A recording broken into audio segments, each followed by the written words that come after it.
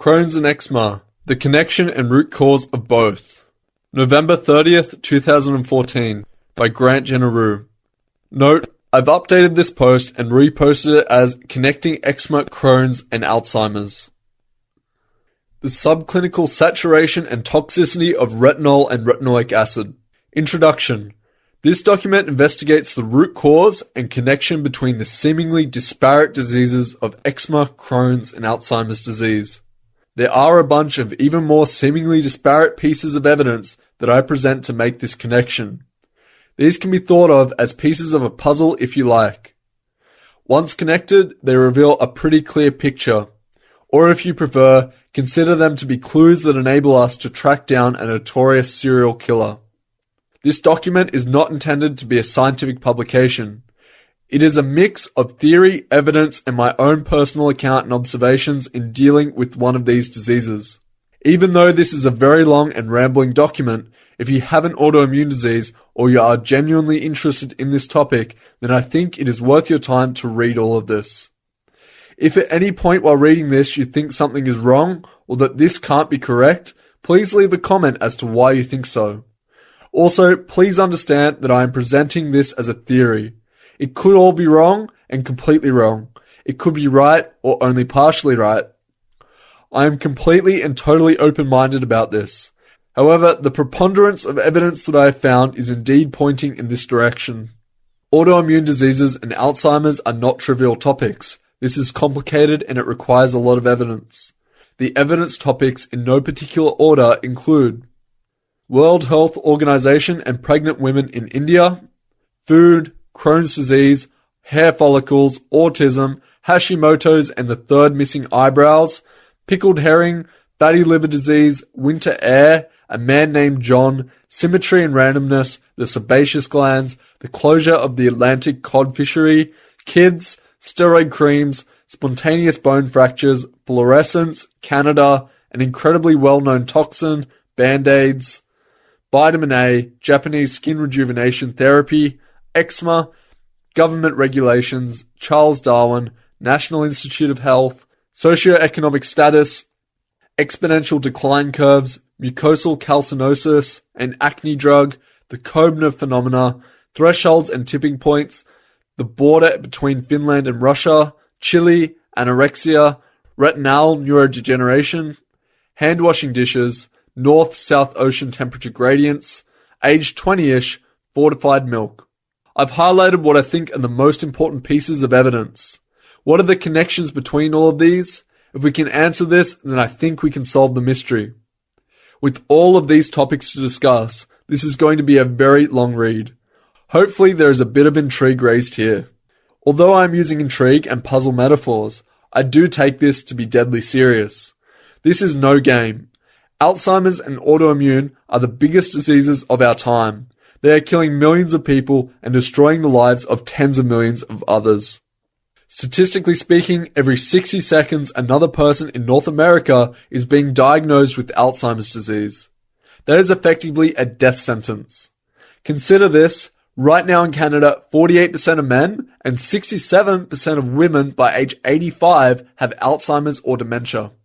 If you are lucky enough to live to 105, then the probability of having Alzheimer's is 95%. Not too long ago, autoimmune diseases, all of them, were actually very rare. Alzheimer's was a very rare disease too. Nearly all of a sudden, that has changed.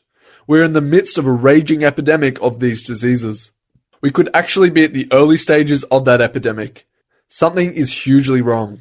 Approximately every 30 seconds, another person is now being diagnosed with an autoimmune disease. This is effectively a life sentence of future misery. So, this is my attempt at cracking the code on this puzzle. I've also just recently joined the illustrious autoimmune club.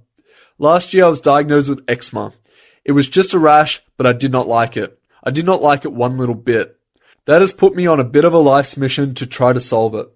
I have no medical experience whatsoever. I'm just a guy with a rash. So how does a guy trying to solve a rash stumble upon all of this? It was by conducting a very simple experiment. Okay, let's dig in and get started. Here are some charts that I put together, revealing what I think is an amazing connection. These charts are key pieces of evidence needed to solve this puzzle. Please do not gloss over it. Look at it very, very carefully. Not to overstate it, but these are incredibly important evidence. Please understand that these charts are revealing some major new clues as to the root cause of a major autoimmune disease and directly correlates that disease with Alzheimer's disease. Also, these charts are original, they are not copied from anywhere. They are showing reliable, scientifically published data. If we can understand what happened here and fully understand what the connections are, then I think we will uncover the root causes of these diseases. If we can solve one of these diseases, we may be able to solve the other. How hard can it be to crack the code on one of these? Click the chart to zoom in if you want a better view. Alzheimer's Atlantic Provinces and Crohn's rates, NS. This data is from Atlantic Canada from between 1996 and 2011. The top line is Crohn's disease incidences rates in Nova Scotia and the others are Alzheimer's mortality rates in the Atlantic provinces. The Crohn's disease data is from a 2014 research paper titled Decreasing Incidences of Inflammatory Bowel Disease in Eastern Canada, a Population Database Study. The key observations here are 1. A remarkable 35% drop in Crohn's disease over the time period 1996 to 2009. 2. A stunning 50% drop in Alzheimer's mortality over this time period 2000 to 2011. 3. These two trend lines for Crohn's and Alzheimer's disease are nearly parallel. 4. Western Canada has no such decline. Both are increasing in Alberta. 5. Most of the rest of the world has no such decline in either of these diseases. Here is the Canadian Alzheimer's data from east to west provinces. Their east to west ordering is very important. Please look at these numbers very, very carefully. What do they tell us? You can maybe visualize a big arrow from the top left to the bottom right. Chart: Alzheimer's disease age standardized mortality rate per 100,000 population, both sexes. Here is a chart showing the Alzheimer's mortality rates in most of the other Canadian provinces. Chart: Alzheimer's disease mortality rates across Canada. The key observations here are the decline rate in Canada's westernmost provinces is nearly zero. In the year 2000, the Atlantic provinces were at least 1.2 to 2 times the rate of BC and Alberta. 2. All the Atlantic coast provinces are all at the top of the chart. All have clearly significantly higher rates than the rest of Canada. 3. The significantly declining rates over this time period, but particularly so in the Atlantic provinces. 4. The slope of the regression lines on NL and B are much steeper than that of BC and AB. The BC regression line is almost flat. 5. The Nova Scotia rate changes are a bit different than the other Atlantic provinces. 6. By the year 2011, the rate of most of the Atlantic provinces is cut in half and is approaching the same rates for Western Canada. 7. Once again, most of the rest of the world has no such dramatic decline in the rate of these two diseases. What does this tell us? It tells us with crystal clear clarity that these are environmentally induced diseases. There has been a pervasive environmental change in Atlantic Canada to cause these significant declines. I suggest that there is no other logical conclusion. The charts shown above include quite a few curves and ended up looking a bit cluttered. Here is a chart showing just the Alzheimer's rate in Newfoundland and the Crohn's rate in Nova Scotia. Chart: Alzheimer's and PEI and Crohn's NS 20 to 29 age rates.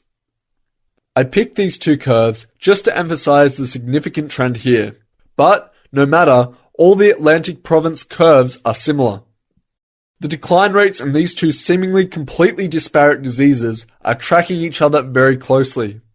I think that there is just no way that the underlying cause of these two diseases is not indeed related. For me, on one hand, this is remarkable data. But, on the other hand, based upon my battle with eczema, it is exactly what I suspected. After all, I did not just randomly think to go and look for possible correlations between Crohn's and Alzheimer's. You might be asking yourself, What the heck is this guy talking about? A connection between Crohn's, eczema, and Alzheimer's? Well, I believe that indeed there is. They are directly related. They share the same sinister parent. If you can take the time to read the entire document, I think the reasons why will become completely clear. What happened in around 1996? Canada closed the Atlantic cod fishery in 1993, so there is something fishy about this story. Here is something else that's fishy. The Alzheimer's rate directly across the Finland-Russian border. Chart. Finland is 22 times higher. This is not a typo. Finland also has one of the highest rates of eczema in the world. Sweden and Denmark have some of the highest rates of Crohn's disease in the world. What does this tell us? Once again, if we can understand why this difference is happening, we are well on our way to solving the mystery. The partial clue is the Finns eat lots of fish and fish oils, whereas their Russian neighbours do not. But this story is not about fish. It is about what is hidden inside the fish. Here's a bit of trivia. Consider the two codfish shown below. They are the exact same species, the same age, size, taste, and smell. The only difference is one came from the west coast and the other from the east coast of Canada. Chart. What is different about these two fish? The difference is that the Atlantic cod has 10 times the level of vitamin A compared to the Pacific cod. It appears to be the same fish, yet it's 10 times higher in vitamin A. Why is that? My journey, the other evidence, and connecting the puzzle pieces. Okay, let's dig into the science of all of this. The basic premise to this theory is that eczema, Crohn's, and some other autoimmune diseases are caused by being in a chronic state of elevated levels of retinol, retinoic acid, and possibly the carotenoid vitamin A precursors. Okay, let's dig into the science of all of this. The basic premise to this theory is that eczema, Crohn's, and other common autoimmune diseases are caused by being in a chronic state of elevated levels of retinol, retinoic acid, and possibly the carotenoid vitamin A precursors.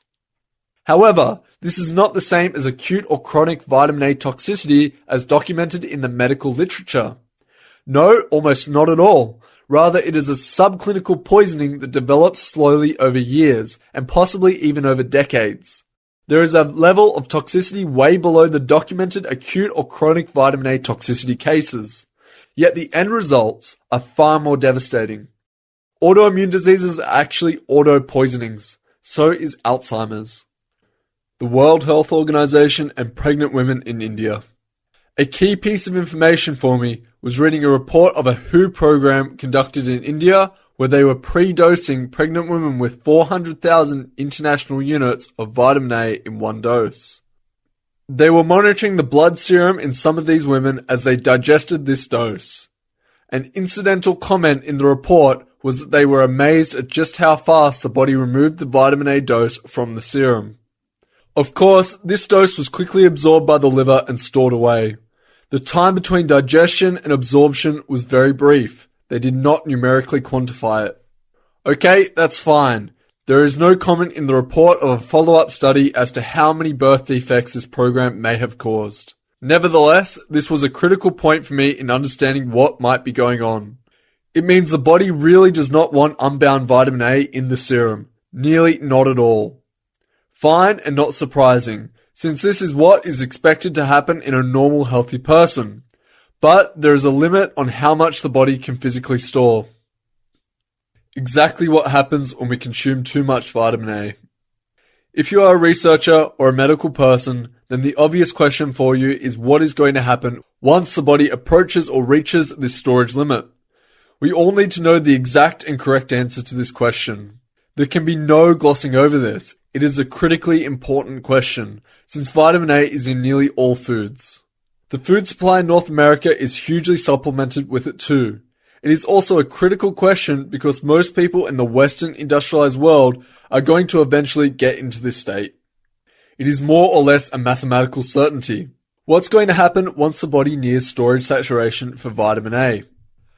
I think it is obvious that since the liver can no longer quickly absorb and store this intake, it is going to remain in the serum longer. This results in sporadic or chronic excessive vitamin A levels that surge and overwhelm the normal and dedicated storage function.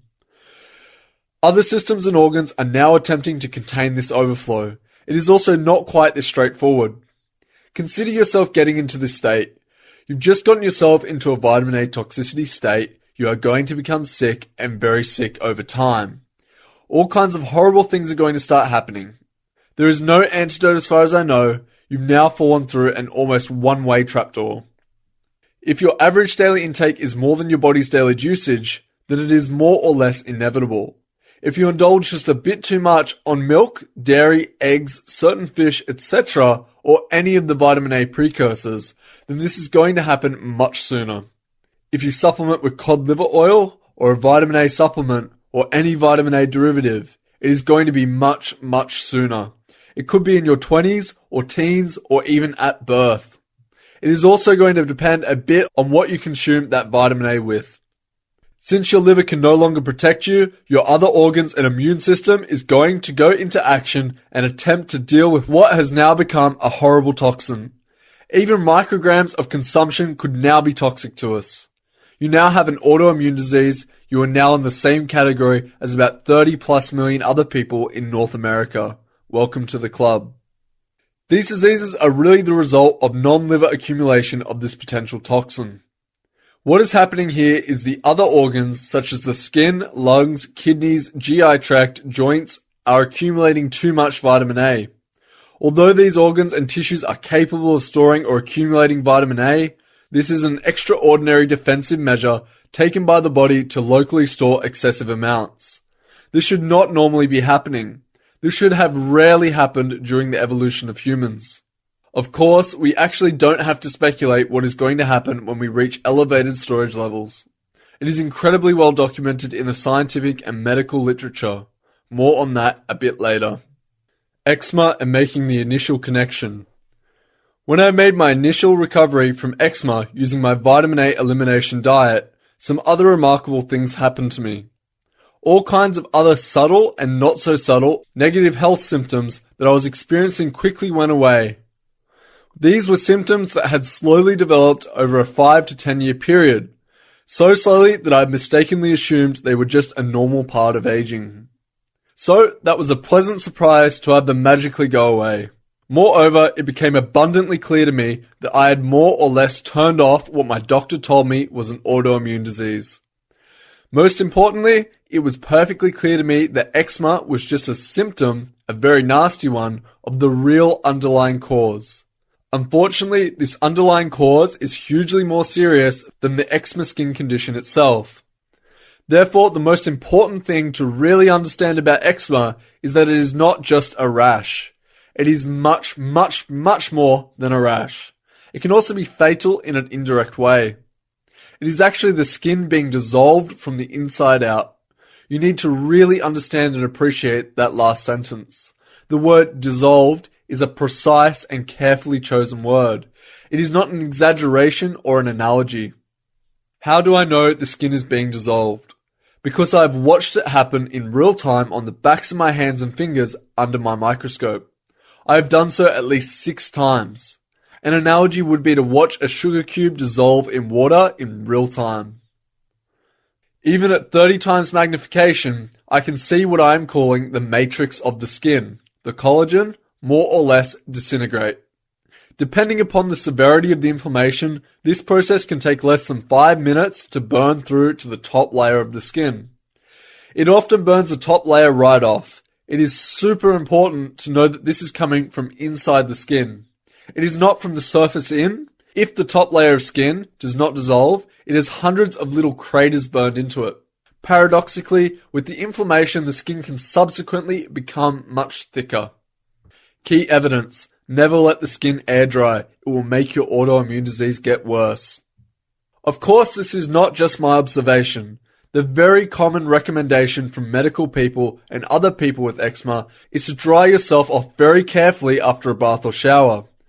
The advice is, quote, blot dry with a towel rather than rubbing, and apply a moisturizing cream from head to toe, focusing on problem areas, within 3 minutes of getting out of the bath or shower while the skin is still moist. If the skin is allowed to air dry before the moisturizer is applied, the eczema could get worse. End quote. Why is this? Well, for two reasons. Firstly, it is because the skin in affected areas is so incredibly thin, thinner than rice paper thin, or disintegrating, that if you rub it the least little bit, you'll rub it right off. The skin can be so thin that it has no structural integrity left in it. At this point, it can be more like a thin layer of mush. Of course, if you do rub it off, it is both a bit more painful and you now expose yourself to the risk of bacterial infections. Once again, this thinning of the skin has happened from the inside out. The top layer of the skin has been dissolved away. I think for most people, if they were to look at eczema-affected skin during a flare-up under a 30 times microscope, they would be shocked. It is actually an amazing process of destruction going on. There are hundreds of little pockets of skin per square centimeter that are completely burned out. Their hair can be completely burned off at the skin surface level too. Unfortunately, I don't have a camera attachment for my microscope, so I don't have a 30 times picture to share. I do have pictures from a regular camera here. The second and other huge clue here is this. Quote, if the skin is allowed to air dry before the moisturizer is applied, the eczema could get worse. End quote. I can't tell you how many different places I've seen the same statement.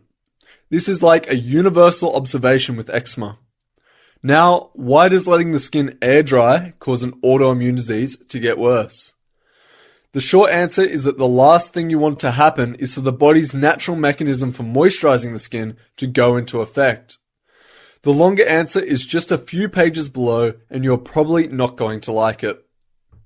So what about this dissolving, crumbling skin? What chemical is capable of doing this to the skin? Retinoic acid, of course. Vitamin A acid pills.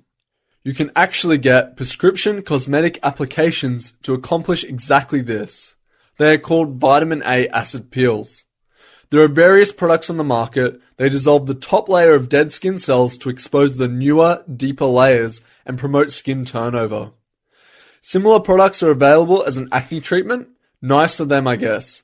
But people with eczema are effectively applying a similar acid pill from the inside out. This might sound like something out of a horror novel, but it is not. It is exactly what is happening. Although the reference to vitamin A acid pills might be something that a lot of people are aware of or can directly relate to, it is not very strong evidence scientifically speaking. Key evidence: Japanese skin rejuvenation therapy. Let's look at some more scientifically based evidence. Here's a great collection of recent research papers on the topic of retinoic acid. Retinoic acid, structure, mechanisms, and roles in disease. Microbiology research advances, cell biology research progress. Chapter 6, Tretinoin cyclodextrin complex in skin rejuvenation therapy. Tretinoin is all trans retinoic acid. Let's use the ATRA abbreviation. In a nutshell, what they are researching is the development of the topical application of ATRA, retinoic acid, to reduce the effects of chronological or photoaging of the skin. They document that ATRA, retinoic acid, will induce improved skin turnover and ultimately the thickening of the collagen.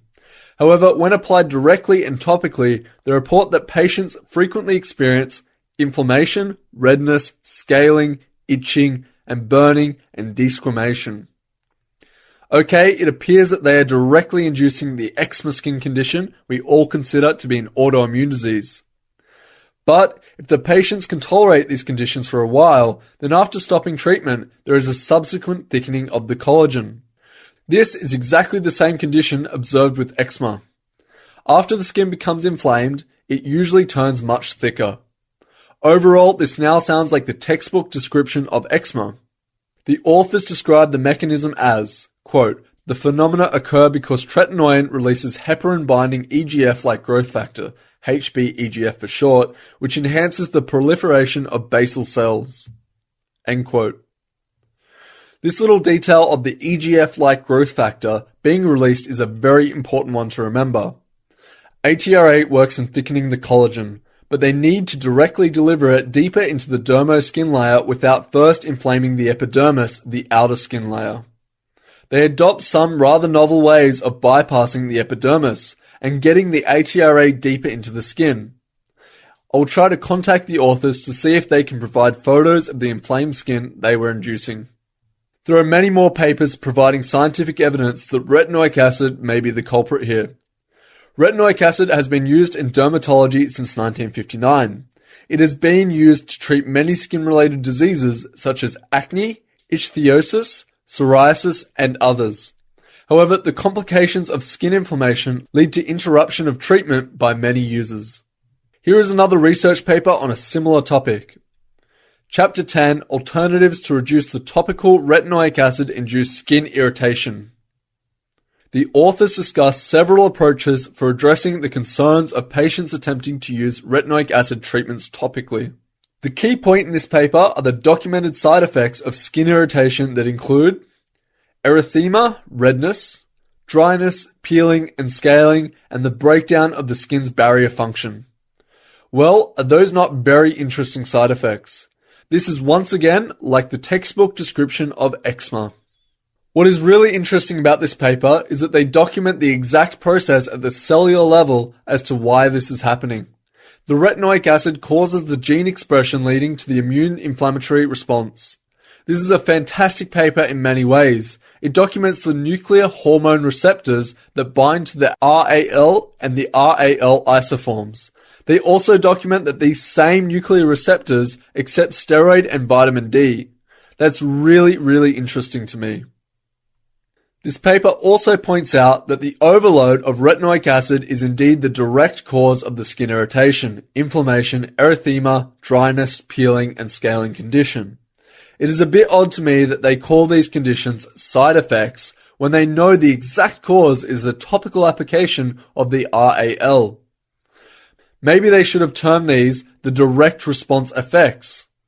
Fortunately, those documented side effects are once again pretty clear evidence that RAL could be the culprit and at least causing the eczema skin condition. Now we have this solid scientific evidence that retinoic acid does directly cause the eczema condition. It is completely and easily repeatable by anyone. This repeatability is the foundation of the scientific method, but I am personally not volunteering. Of course, in these papers, the retinoic acid is being applied topically. So is it possible that the eczema skin condition, the autoimmune one, is caused by retinoic acid internally building up in the skin? Of course it is. The exact accumulation process is documented to happen in the adipose tissue, the sebaceous glands, and elsewhere. But where is that retinoic acid coming from? The vitamin A in our food is mostly in either the retinol or the retinal forms. Where and when does this conversion take place in the body? This is abundantly documented too. It is well documented in retinoic acid structure, mechanisms, and roles in diseases, microbiology research advances, cell biology research progress. It happens at both the cellular and molecular levels. It is also documented in this 2006 report on the acute and chronic toxic effects of vitamin A. From these two sources, it is clear to see that the body is going to convert excess vitamin A, retinol, to retinoic acid. It is going to happen in the intestine and at the cell level in other tissues. Quote, retinol is metabolized to retinoic acid in normal cells. At the cellular level, the normal pathway of delivery is for the liver to release retinol bound to and contained within a retinol binding protein. The retinol binding protein facilitates the safe transport of the retinol within the blood plasma. The cell has a surface receptor to this binding complex and absorbs it via the receptor. From there, the cell unbinds it and metabolizes the retinol and converts it to retinoic acid. That retinoic acid then passes into the nucleus and is used for gene expression and subsequent generations of proteins. The gene expression can produce cytokines. The cytokines are signaling proteins and are released by the cell. Some particular cytokines will invoke an immune response. However, the cell also has surface receptors for unbound retinol. Therefore, unbound retinol can also pass through the cell membrane into the cytoplasm. From there, it probably follows the same path of conversion into retinoic acid and the subsequent generation of cytokines. To me, it appears that excess plasma retinol is going to bypass the cell's self-regulation mechanism for the generation of retinoic acid. Therefore, if I am understanding this correctly, it looks like this. Excess retinol is absorbed into the cell, is converted to retinoic acid by the cell generates cytokines, the immune cells respond, they attack the cell, inflammation occurs, the cell's destruction occurs, growth hormones are released. Chart. Therefore, it is not quite autoimmune, since we are indeed inducing it to happen. But if we look at it at just a point in time, it sure appears to be autoimmune. We could also be training the immune system to wrongly respond to the future too, and without the presence of excess retinol. I don't know. Nevertheless, it is not auto in the sense of it happening automatically, randomly and defectively. No, it is not random, and there is indeed a reason it happens. People don't get these diseases just because of bad luck. Physical events always happen for a reason. That is just a fundamental law of science. So I'd sure like to propose that we drop this silly notion of autoimmune diseases. We just do not understand the reason and process. But it is not magically auto. What we are really seeing is immune-related diseases of yet unknown causes. If we all buy into this auto thinking, then this may never get solved. Let's see if we can get closer to understanding the real root causes. The conversion from retinol to retinoic acid is going to happen a lot more in people with elevated tissue storage and even slightly elevated plasma levels of unbound retinol. In normal, healthy people, regular vitamin A consumption should mostly be stored, and stored very quickly and efficiently by the liver. The authors of the 2006 Toxic Effects of Vitamin A report state, quote, "Hepatic storage of vitamin A will continue until a pathologic liver condition develops," unquote. But clearly there is a physical limit to this storage. Therefore, I think we can safely say pathologic conditions develop once the hepatic storage is exceeded. Of course, this is not some thin line or single threshold that is crossed over. It is variable and a variable over time. So, where the heck is the vitamin A coming from in what appears to be normal people on what we think are normal diets? It's in all of our food. This same chemical or its precursor is literally in nearly every food on the planet, in one form or another. Is eczema really an autoimmune condition? What does this have to do with Crohn's disease? Everything. I think Crohn's IBD is effectively eczema of the GI tract. The suspected connection between Crohn's IBD and eczema. When I first encountered eczema, I had no understanding whatsoever about autoimmune diseases. However, it was not long before it became very clear that the common theme between all of them is inflammation. Depending on the body location of the worst of the inflammation, it gets a distinct medical name. To an outsider, it's like, why do we bother with all the separate names? Why don't we just call them the same thing, inflammation of tissue X? These diseases also share a large set of other amazingly common symptoms. Would it not be truly amazing if most of them were being caused by the same thing? What's causing all this inflammation? Firstly, I think I've proven with my food experiment that eczema is actually the result of subclinical toxicity of vitamin A.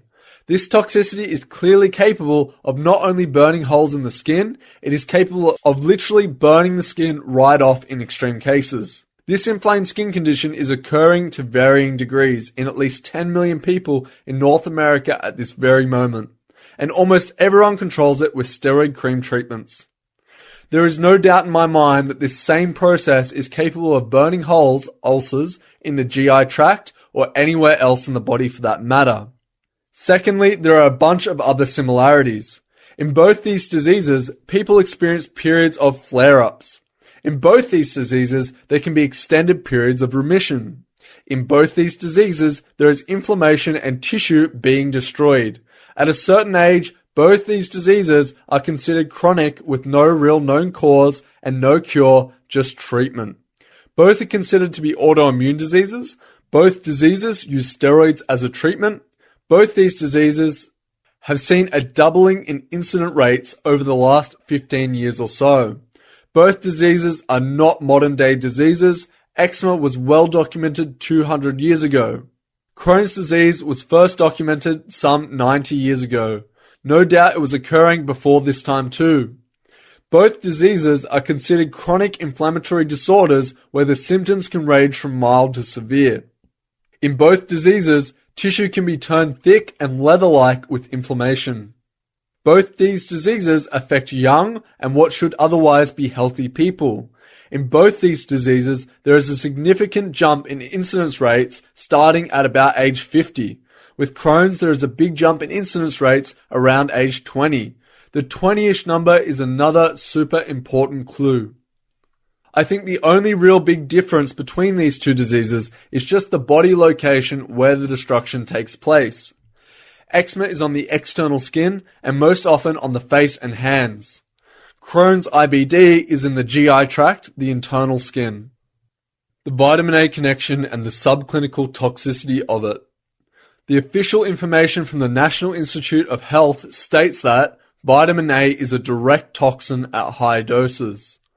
We need to understand three very important facts. 1. Vitamin A is a toxin. 2. The body stores this potential toxin. 3. The body has a fixed capacity for storing it, and therefore a limited ability to protect you from this potential toxin. It is no secret that vitamin A can be a serious toxin. This is well established and abundantly documented. But if there was ever a case of too much of a good thing being a bad thing, this is it. What about this at high doses part? From an engineer's point of view, since the body stores this substance, quote, high doses equal the sum of many small doses, end quote. Now let's get to know this villain a little bit better. Source livertox.gov. Quote, background. Vitamin A is a retinoid and a fat-soluble vitamin that is commonly found in eggs, milk, and liver, and in the form of provitamin A in carotenoids in fresh fruits and vegetables, particularly those with red, orange, or yellow color, and cod liver oil. Hepatotoxicity. Normal doses of vitamin A are not associated with liver injury or liver test abnormalities, but higher doses, generally more than 40,000 international units daily, 12,000 micrograms, can be toxic. Acute toxicity is caused by a single or a few repeated very high doses, generally over 100 times the RDA, arising within days to weeks with a typical symptom complex of severe headache, nausea, vertigo, blurred vision, muscle aches, and lack of coordination, followed by skin desquamation and alopecia. Chronic hypervitaminosis A usually arises 3 months to many years after starting moderately high levels of vitamin A, generally 10 times the RDA, and is marked by dry skin, cheilosis, gingivitis, muscle and joint pains, fatigue, mental dullness, depression, and liver test abnormalities. Mechanism of injury. Vitamin A in high doses is a direct toxin. Excess vitamin A is stored in stellate cells in the liver, and accumulation can lead to their activation and hypertrophy. Excess vitamin A is stored in stellate cells in the liver, and accumulation can lead to their activation and hypertrophy, excess collagen production, fibrosis, and liver injury. The toxicity is dose-related and can be reproduced in animal models. End quote. How bad can this villain get?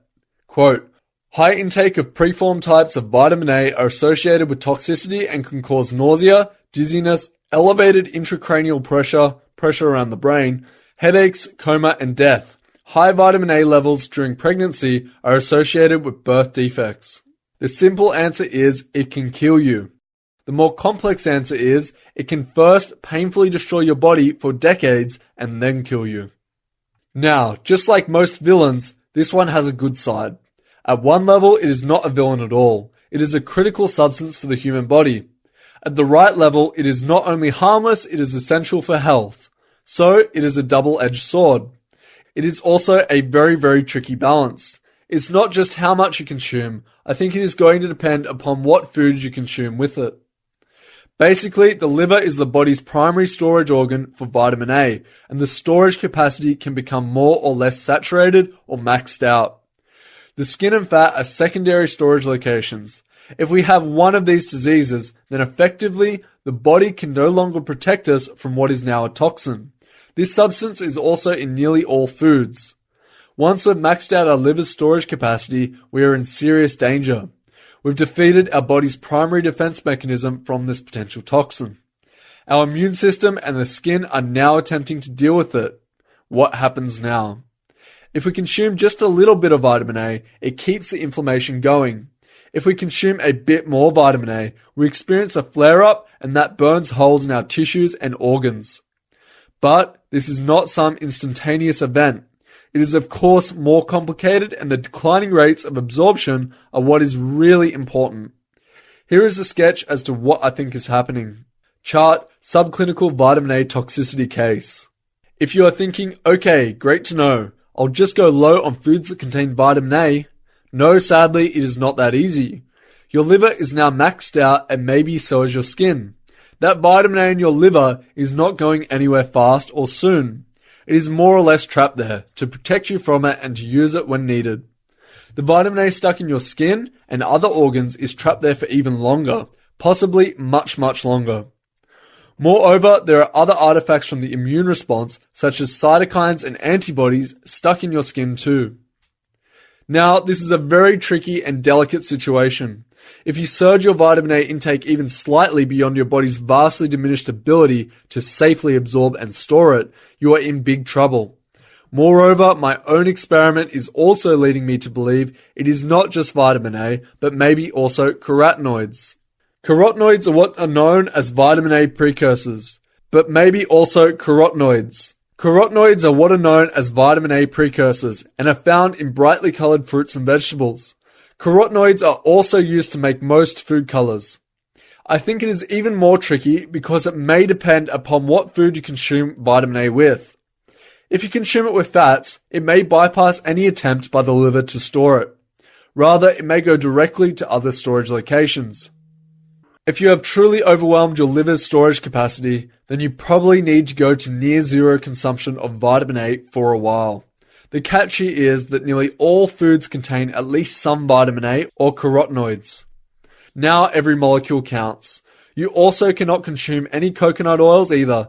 Based upon my own experimental evidence, I think that the coconut oils act as emulsifiers for retinol and carry it around the body. This is no longer believed to be the case. People from the medical community will probably quickly challenge the entire theory of subclinical toxicity with this vitamin. They might take the position that there is no way millions of people are actually getting into a toxicity state. Well, let's investigate this and see. Matching up theory with the facts. Now, let's look at the symptoms of vitamin A toxicity and compare those with Crohn's disease. But just like with eczema, it is important to look at all the auxiliary symptoms of Crohn's disease and not just the primary one of inflammation and tissue destruction. We need to take a step back from focusing on the primary symptom and look at the bigger picture. Then the situation becomes clearer. Symptoms of acute vitamin A toxicity include drowsiness, irritability, abdominal pain, nausea, vomiting, increased pressure on the brain. Symptoms of chronic vitamin A toxicity include symptoms of acute vitamin A toxicity include drowsiness, irritability, abdominal pain, nausea, vomiting, increased pressure on the brain. Symptoms of chronic vitamin A toxicity include blurry vision or other visual changes, swelling of the bones, bone pain, poor appetite, dizziness, nausea and vomiting, sensitivity to sunlight, oily skin and hair, itchy or peeling skin, cracked fingernails, skin cracks at the corner of your mouth, mouth ulcers, hair loss, respiratory infection, confusion. Source 2, NIH. Severe headache, nausea, vertigo, blurred vision, muscle aches and lack of coordination, followed by skin desquamation and alopecia, hair loss, dry skin, cheilosis, fissures in the corner of the mouth, gingivitis, muscle and joint pains, fatigue, mental dullness, depression. Let's match up some of these with those documented for Crohn's. Chart vitamin A toxicity, aka poisoning, versus Crohn's symptoms.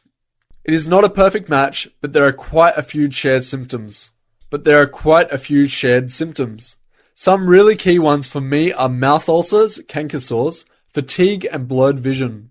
I had these symptoms well before any sign of my eczema condition.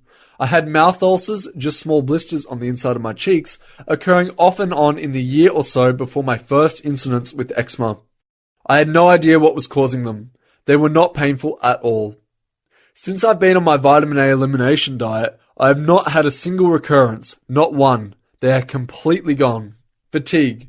Severe fatigue is a documented symptom of Crohn's, lupus, and of course other autoimmune diseases. I experienced severe fatigue too in the year leading up to my first eczema symptoms. I was needing 12 hours of sleep a day. Strangely, even that amount of sleep was not very helpful. I was still just barely dragging through the day. It was chronic, almost unrelenting fatigue that lasted close to a full year. I was also trying to get mid-afternoon naps. 3 weeks after adopting a very low vitamin A diet, all of the fatigue completely vanished. I'm not talking about just a significant improvement, it was more like a 100% improvement. I now have absolutely no fatigue at all. It is completely gone. I now need only about 6 to 7 hours of sleep and am totally refreshed and alert in the mornings. I have no mid-afternoon low points at all. This in itself should be considered remarkable. I can't overstate just how completely resolved my fatigue symptoms are. Even when I went back into slight flare-up states with the eczema skin condition, the fatigue remained completely resolved. Joint pain and body stiffness. Like fatigue, I was experiencing some significant joint pain and body stiffness leading up to my eczema symptoms. This actually started back about 10 years earlier. It was very, very slowly getting worse. I assumed that the joint pain and body stiffness were just a normal part of aging. Who doesn't think this? The body stiffness had become quite noticeably worse in the year prior to my eczema experiences. Within 4 weeks of my vitamin A elimination diet, those symptoms completely vanished too. I mean completely, totally gone. When I get out of bed in the mornings, there is no stiffness whatsoever. However, unlike with the fatigue, when I went back into slight flare-up states with the eczema skin condition, a very slight amount of stiffness returned. That very slight regression only lasted for a day or two and has been gone ever since. I have now been 4 months at a state of zero fatigue and extremely close to zero with joint pain and stiffness. Unfortunately, I can't say the same about the eczema skin condition. It was completely resolved for more than a month, but I've now gone back into a smallish flare-up state. I think this regression was due to overexposure to sunlight and eating coconut oil too, possibly. Still, my eczema condition is hugely better than before my vitamin A elimination diet. Thinking clarity. Quite similarly to the resolution of fatigue and joint pain, my thinking clarity has vastly improved too. In the 2 to 3 months leading up to my eczema skin condition, I found my ability to think clearly and to focus was very limited. It was like I had attention deficit disorder at age 54. Charles Darwin described this as his swimming head. I find that a remarkably accurate description of what I was experiencing. I now have no trouble at all with staying focused, and I believe my thinking skills are completely back to normal too. This improvement happened at about week 3 of my vitamin A elimination diet. It was very significant and very noticeable. I'd like to say I now have perfect thinking clarity and no ADD whatsoever. I think it is important to point out that the improvements with fatigue, joint pain, and thinking clarity did not happen at all gradually. There was basically no noticeable improvement for the first 3 to 4 weeks, then almost abruptly, over a 3-day period, they completely resolved.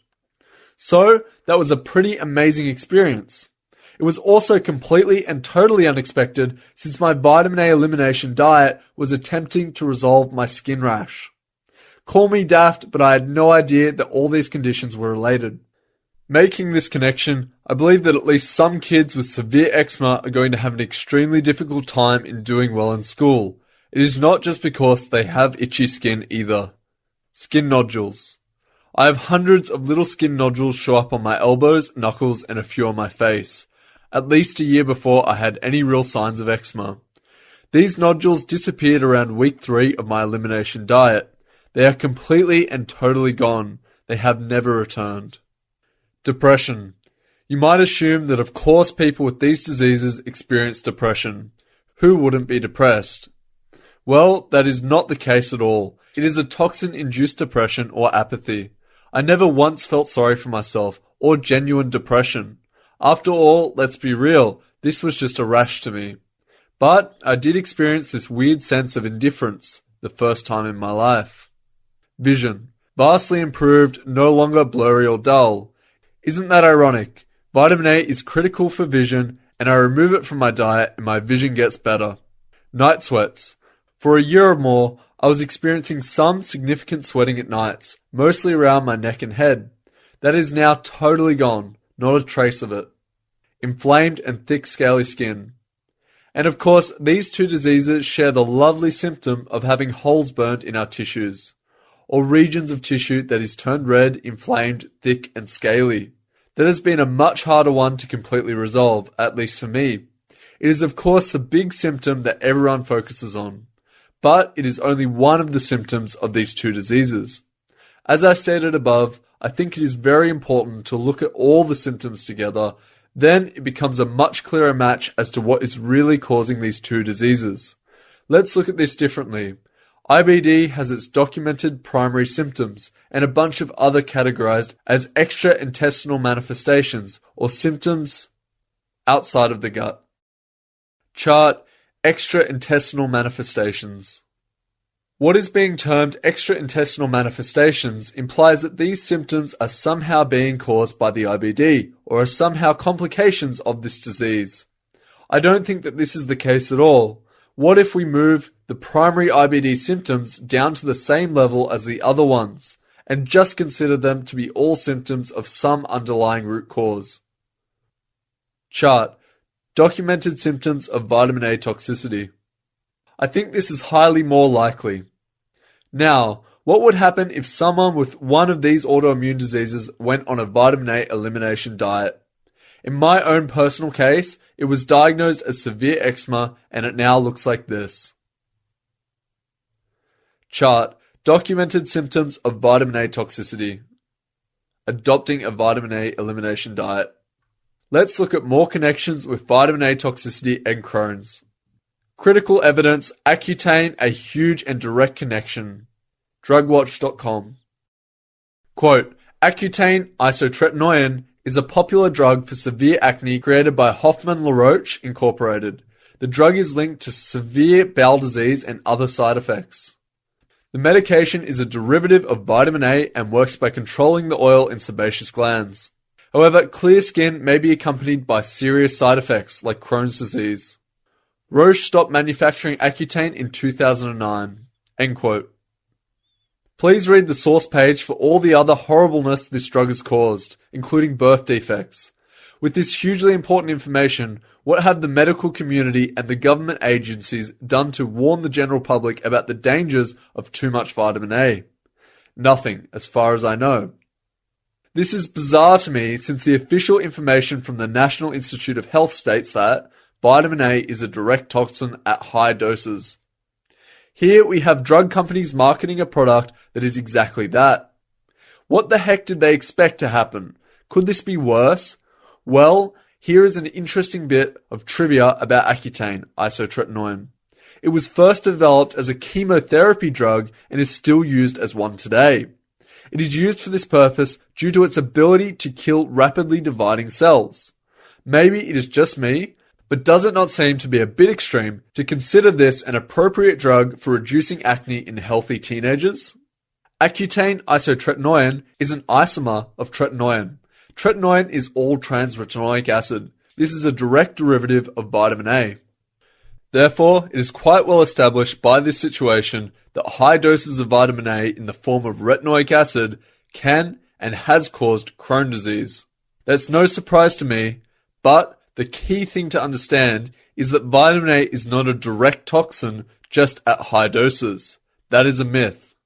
It can be a toxin at any dose. Once again, it just depends on what storage state your body is in when you have that dose. Therefore, it is relative. If you are in a saturated or near saturated state, then any small or even tiny dose is toxic. So, what has happened with Accutane and what can we learn from this? Firstly, what this drug has done is built up, saturated, the body store of vitamin A. Secondly, this saturated state has very likely caused Crohn's disease in multiple cases. This has been proven in courts. Thirdly, most of these people did not fully recover after getting off the drug, but some did. Why did they not recover? I think it is because they remain saturated with retinol and retinoic acid. What's going to happen to it? Is it going to simply disappear? No, of course it is not. It may also, and could very likely, be that this high dose of retinoic acid had caused permanent liver damage. I don't know, and I have no idea really. I am just hopeful it is not the latter. Did Accutane really cause IBD Crohn's? I don't know how much it is accepted within the medical community that Accutane actually caused Crohn's disease or not. This 2010 paper titled "A Causal Association Between Accutane and IBD" has yet to be established. The authors are questioning this cause-effect relationship. They conclude that it is not really conclusive, and that the very slightly higher ratio in people who had taken Accutane and developed Crohn's, as opposed to the general population, is not very convincing. Statistically speaking, the evidence is pretty weak. Just based upon the raw numbers, I would agree. However, there are quite a few documented cases where people started on the drug, developed Crohn's, stopped the drug, and then recovered. So I think that it is pretty strong evidence that there is indeed an association. Also, if we were to do face-to-face interviews with these people, that might give us a better insight. Not everything is reflected in the numbers. My guess is that these were mostly perfectly healthy people before they took the drug. I think after talking face-to-face with, say, victim number 5,000, we might not care about the numbers or ratios at all. Now, let's dig into the causal association question a little bit deeper. I think the authors of this report should have taken a bit of a different perspective on investigating this question. In doing so, they may have come to a different conclusion. Firstly, the basic question they are asking is, did Accutane cause IBD Crohn's? And that leads them down a certain path of thinking. The key starting point in the analysis is the understanding that Accutane is vitamin A retinoic acid. Yes, the retinoic acid molecule is slightly tweaked, but it is an isomer, having the same chemical formula and the same functional groups.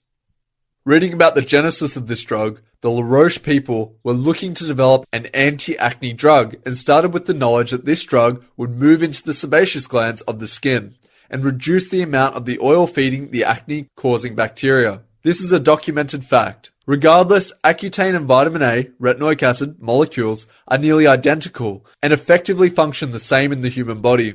I don't think there can be much debate about this point. The drug did work as expected and did dry the skin and did reduce acne. It also caused birth defects, just like high doses of vitamin A have proven to cause. These are facts. We all know that the body stores retinol, a food form of vitamin A, but the most amazing fact about the Accutane experience is that the body stores retinoic acid too. We need to remember this fact.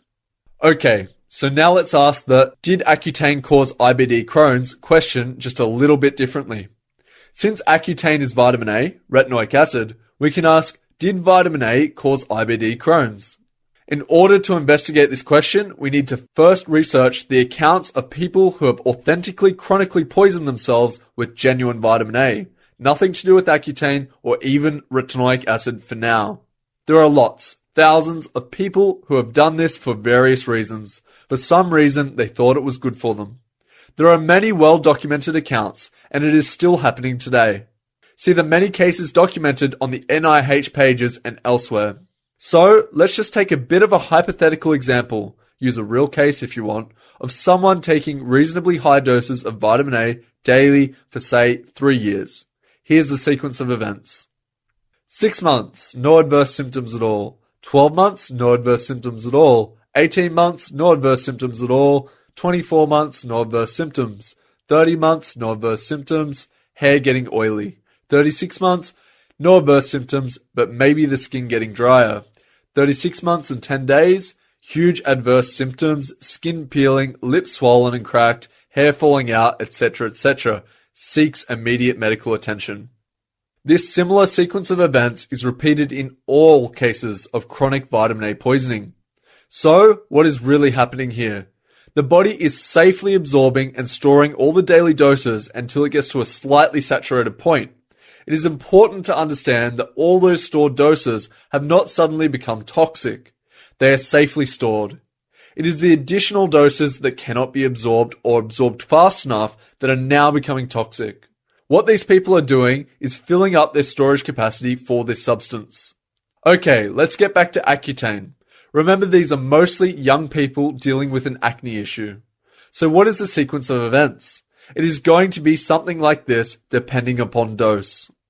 1 month, acne gets worse, documented as a side effect. 6 months, no adverse symptoms at all, skin drier, acne clearing. 12 months, no adverse symptoms at all, skin drier, acne clearing more, clear. 18 months, stops doses or reduces to only when required.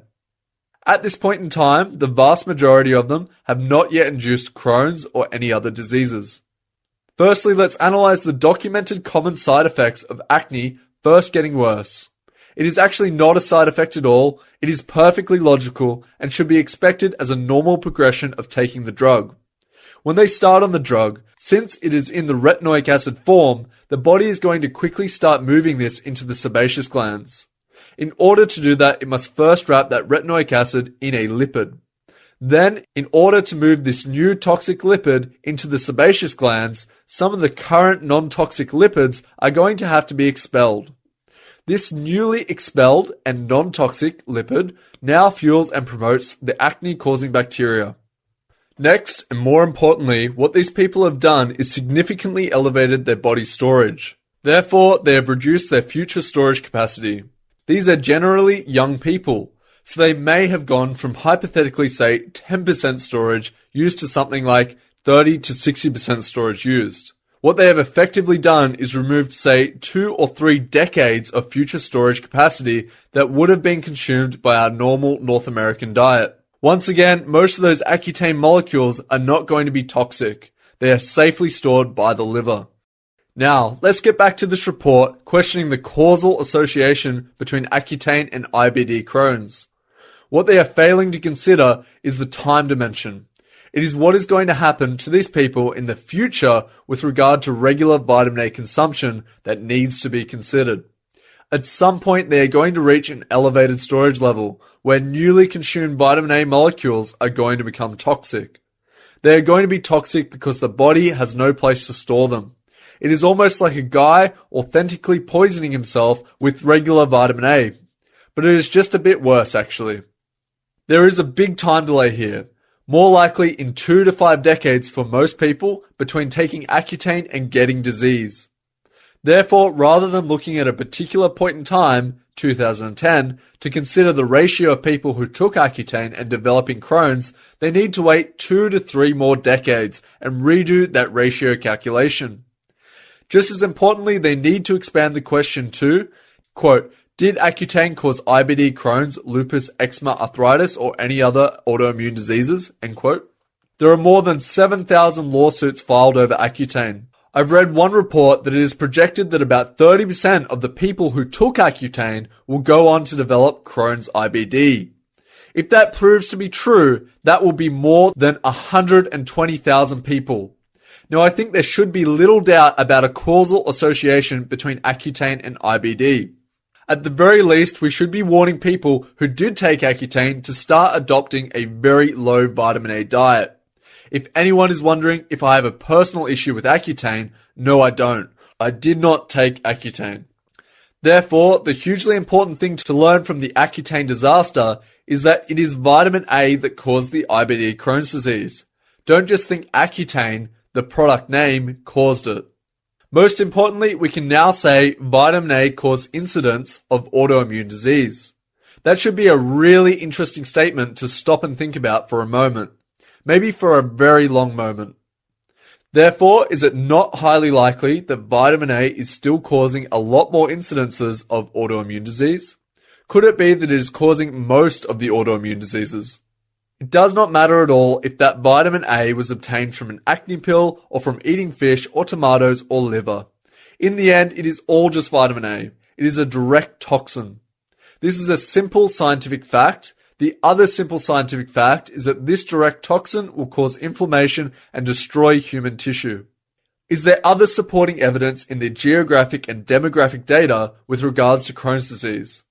Of course there is, and like the Accutane disaster, we have another man-made disaster that adds significant evidence.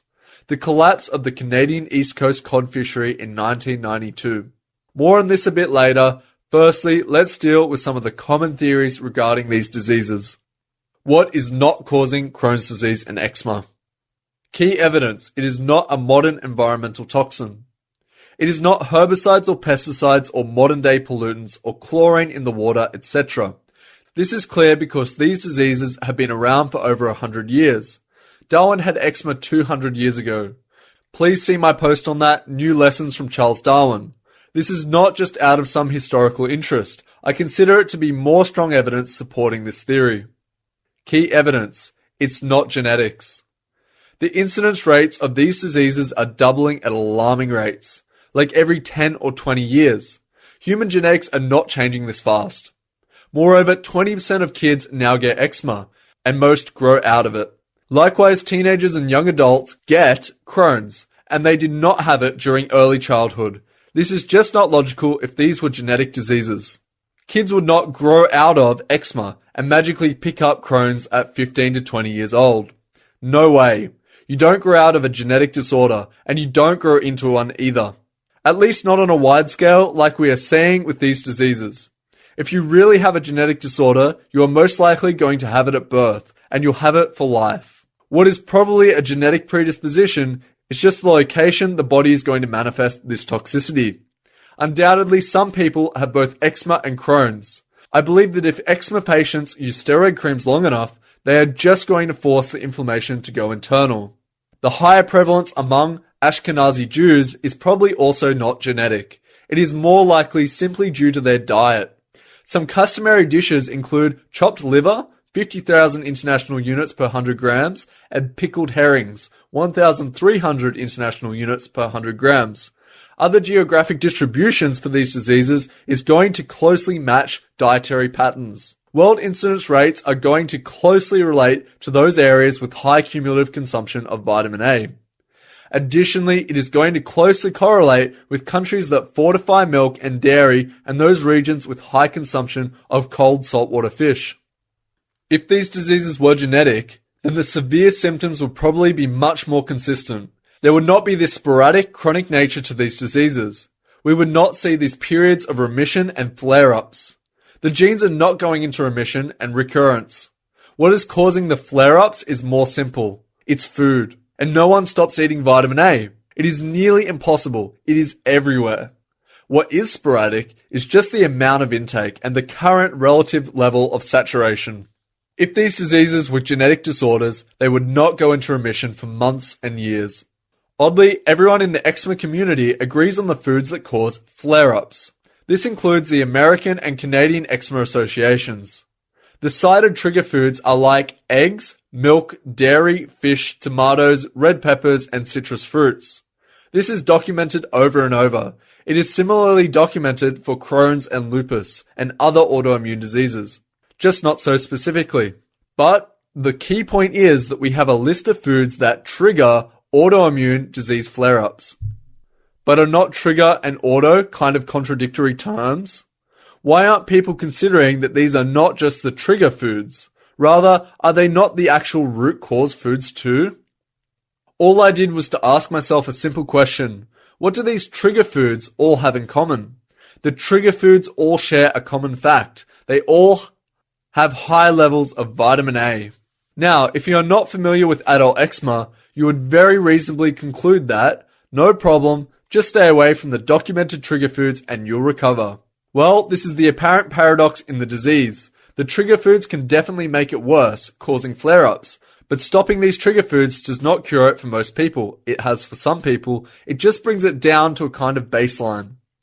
People don't cure from it because they are in a saturated or near saturated state. They can mostly avoid the big flare-ups.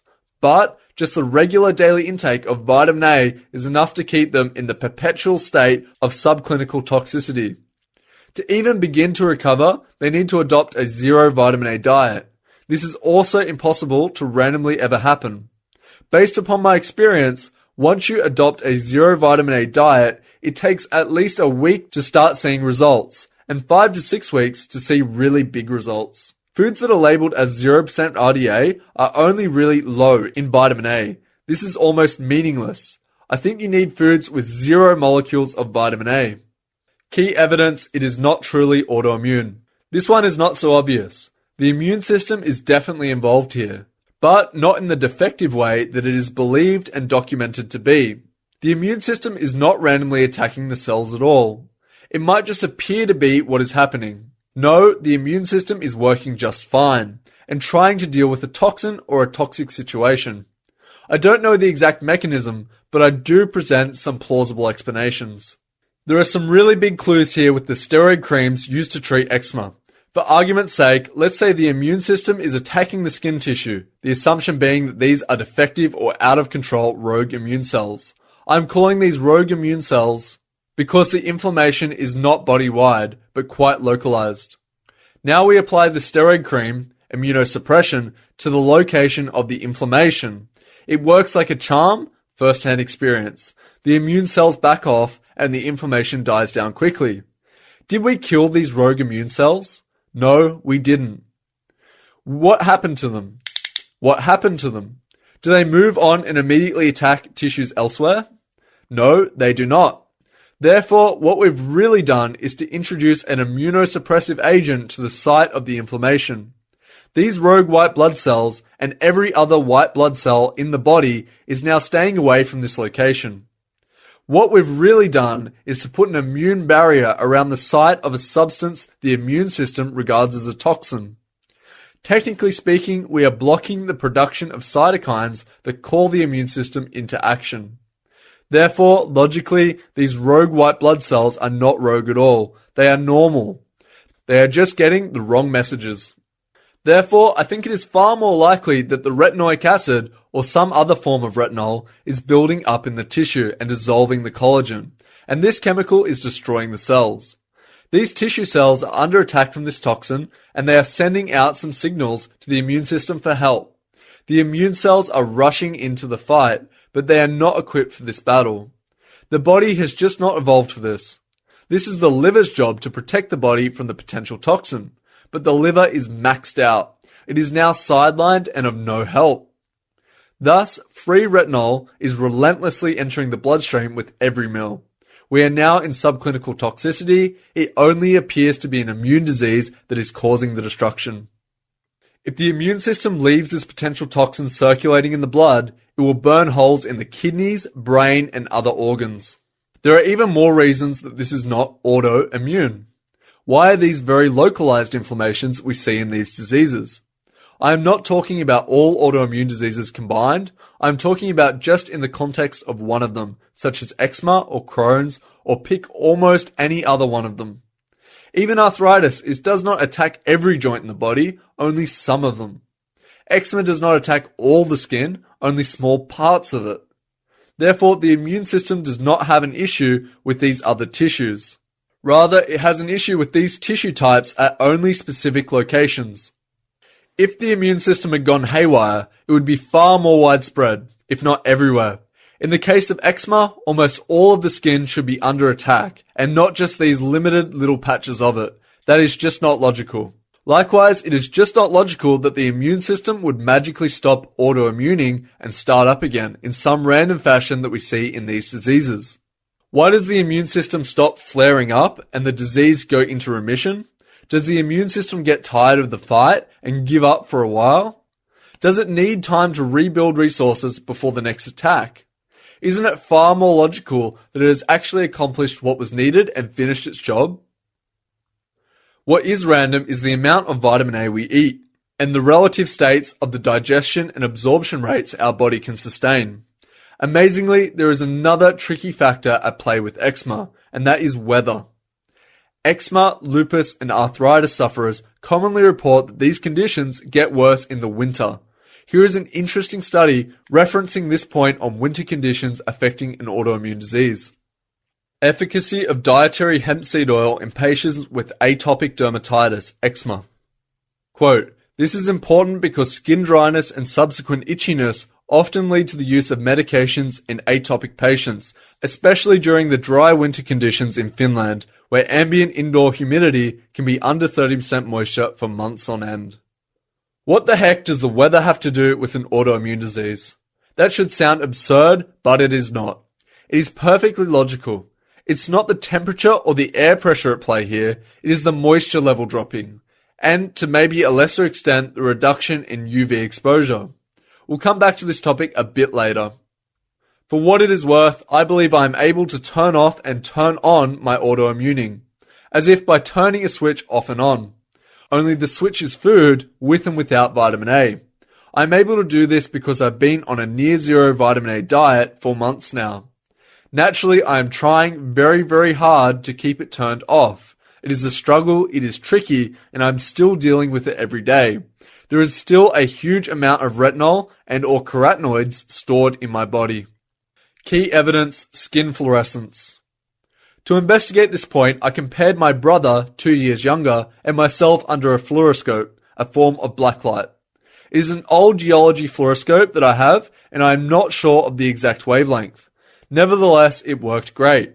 It induced a huge amount of fluorescence in my skin, but not in my brother's. Wow, it was a shocking difference. I clearly have a large amount of carotenoids and or retinol in my skin compared to him. Why is that? Well, consider what my brother's diet looks like. Coffee and toast at breakfast, burgers at lunch, and steak and potatoes for dinner. He drinks beer, does not smoke, and does not drink milk. He is perfectly healthy. No sign whatsoever of inflammation or skin disease or any other disease. How's that for ironic? I'm the one that eats healthy and gets diseases. He doesn't, and he's just fine. I'll try to post some pictures of my face under fluorescence. However, my current camera does not pick up the emission wavelength very well. But I do have a few pictures of my hand and skin fluorescence in my photo gallery. Therefore, this fluoroscope test would be a simple, non-invasive technique to quickly evaluate the levels of carotenoids and or retinol in people. Not that retinoic acid is not fluorescent. The wavelength used might need to be adjusted to pick out each compound, carotenoid and or retinoid. Nevertheless, it is more direct evidence. You can literally see it glow under in the skin. If anyone is doubting this, well, just check for yourself and post a comment as to your observations. Key evidence, randomness and symmetry. In addition to the intense immune response not being body-wide, an even more important observation to make is that it is not in completely random locations either. For most people, eczema is much more common on the hands and face and the back of the scalp in children. What is common about the hands and face? Both are exposed to sunlight. Both retinol and carotenoids are light-sensitive molecules. Sensitivity to sunlight is a well-documented symptom of vitamin A toxicity and of course of lupus too.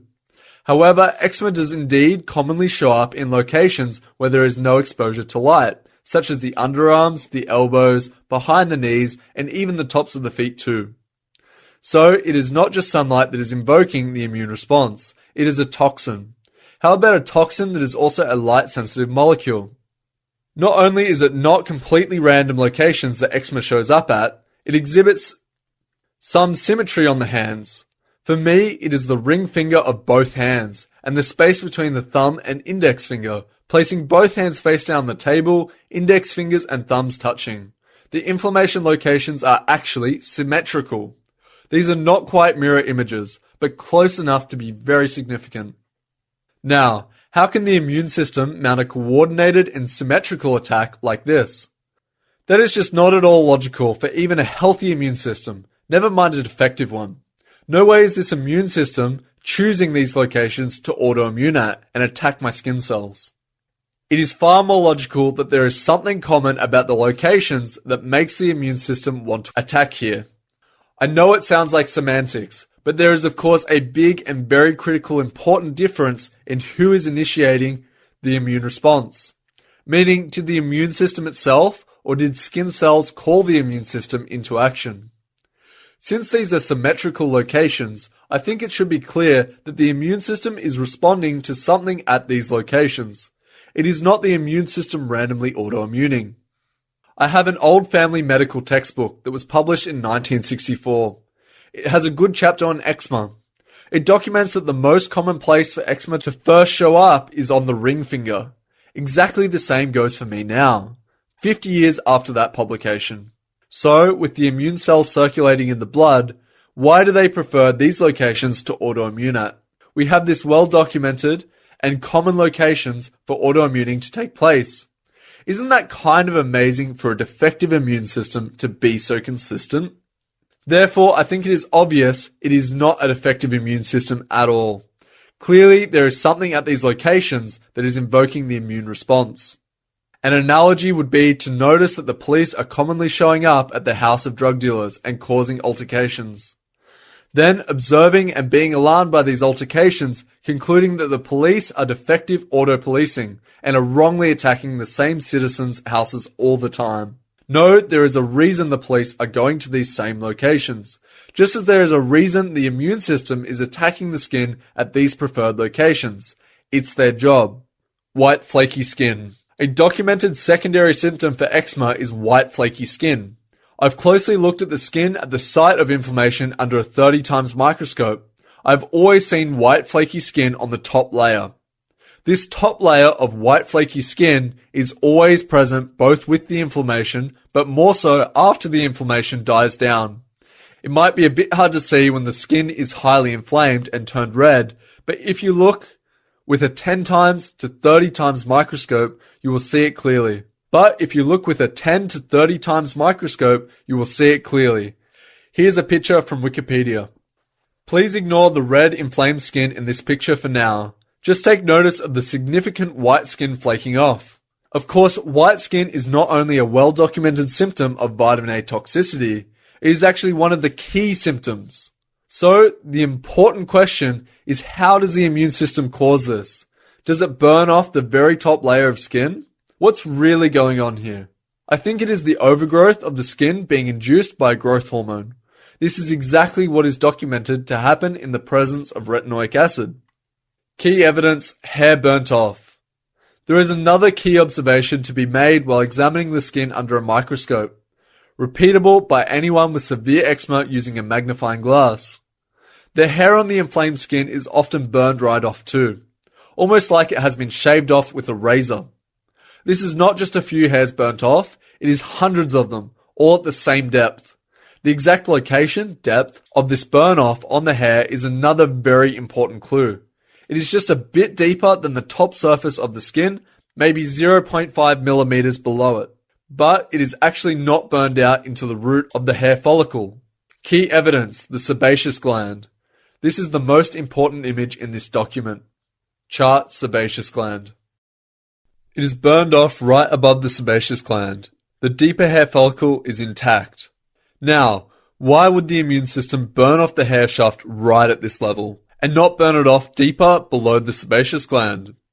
It is much more logical that whatever is coming out of the sebaceous glands has burnt off the hair at this level. I think the depth that the hair shaft is being burnt off at is a very important clue, and we should not gloss over this. What exact chemical is capable of burning off the hair like this? What is the concentration of retinoic acid within these hair follicles? It is interesting that Accutane is documented to work by controlling the oil in the sebaceous glands. Accutane is retinoic acid, it does not really control the amount of oil in the sebaceous glands, rather it toxifies it. The retinoic acid builds up in the lipids in the sebaceous glands. Yes, this is documented and well known, and Accutane clearly proves this. It has been proven like 400,000 times over. Now, with the retinoic acid within the lipid contained in the sebaceous glands, and at elevated levels, in the sebaceous glands and at elevated levels, the sebaceous glands can no longer moisturize the skin. They do the exact opposite. They dry it out. It is a vicious cycle actually.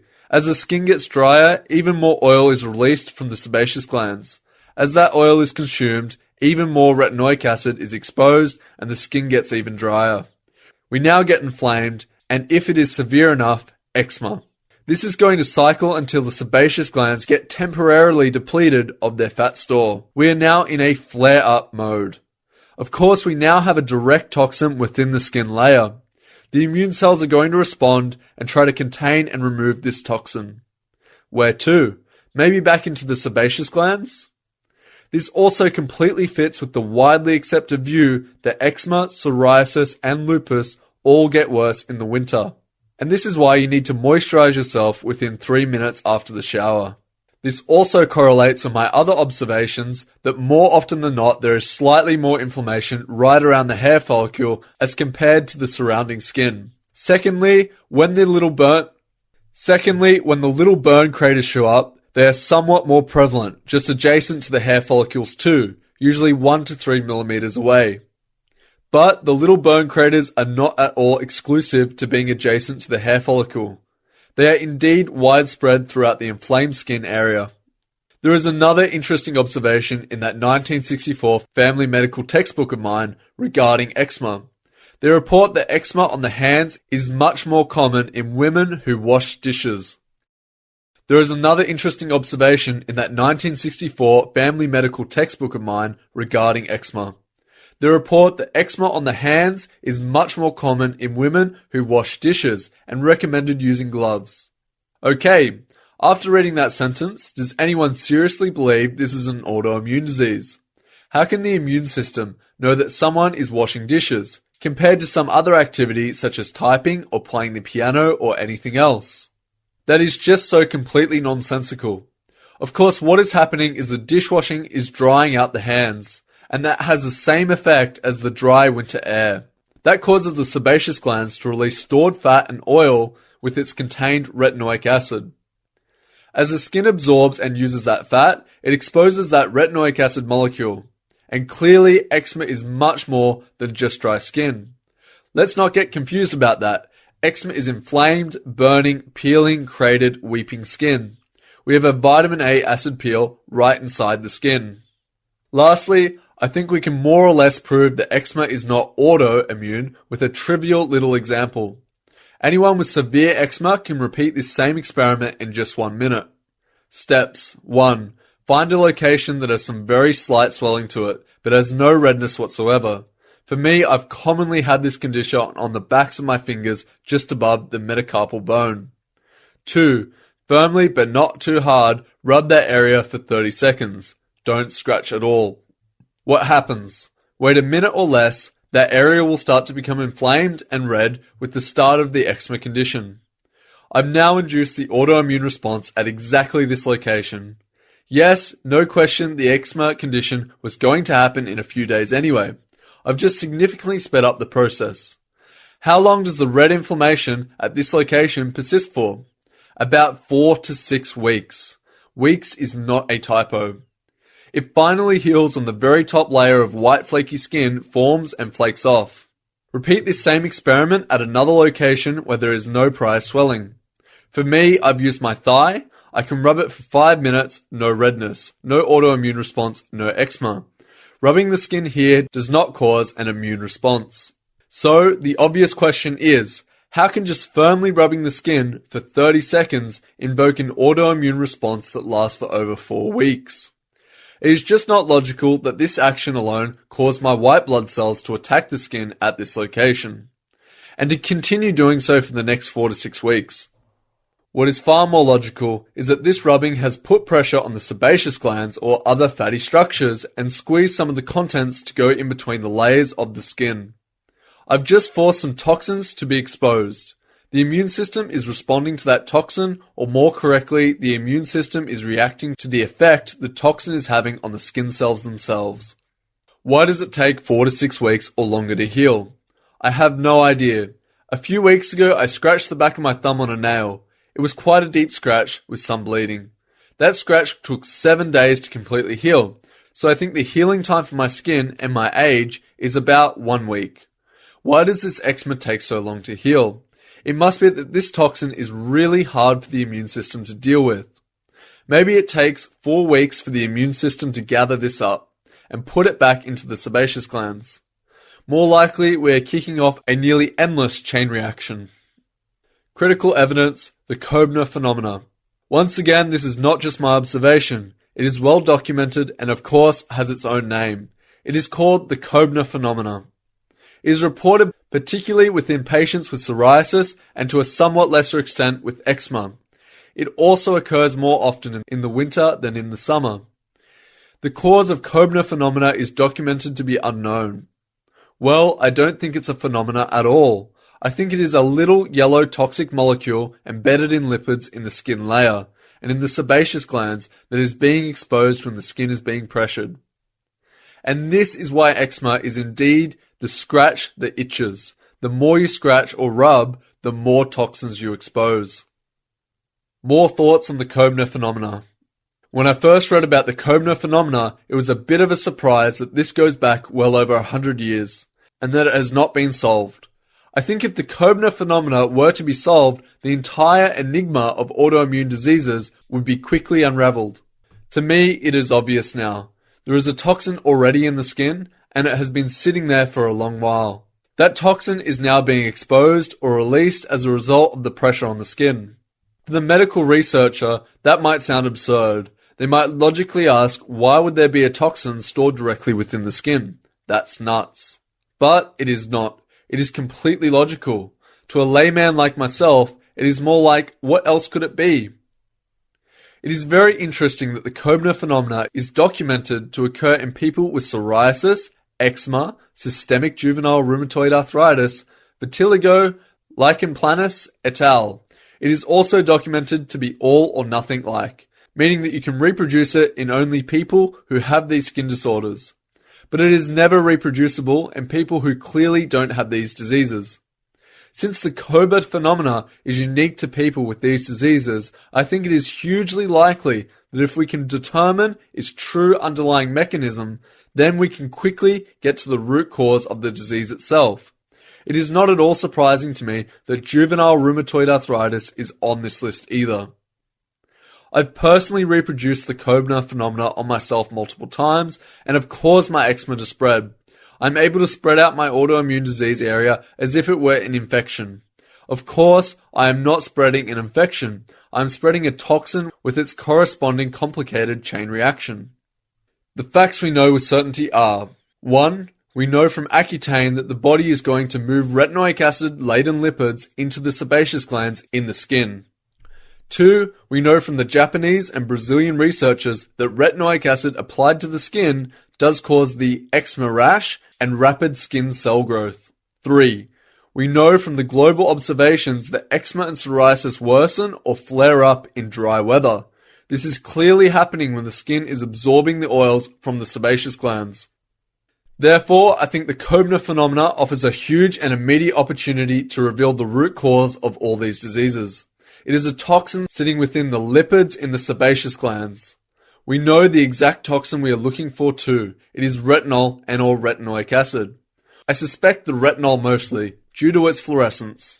There is absolutely 100% positively something in my skin, and it is fluorescent. It is not slightly fluorescent either. It is hugely and shockingly fluorescent. There is not a wide range of possibilities as to what this fluorescent substance is.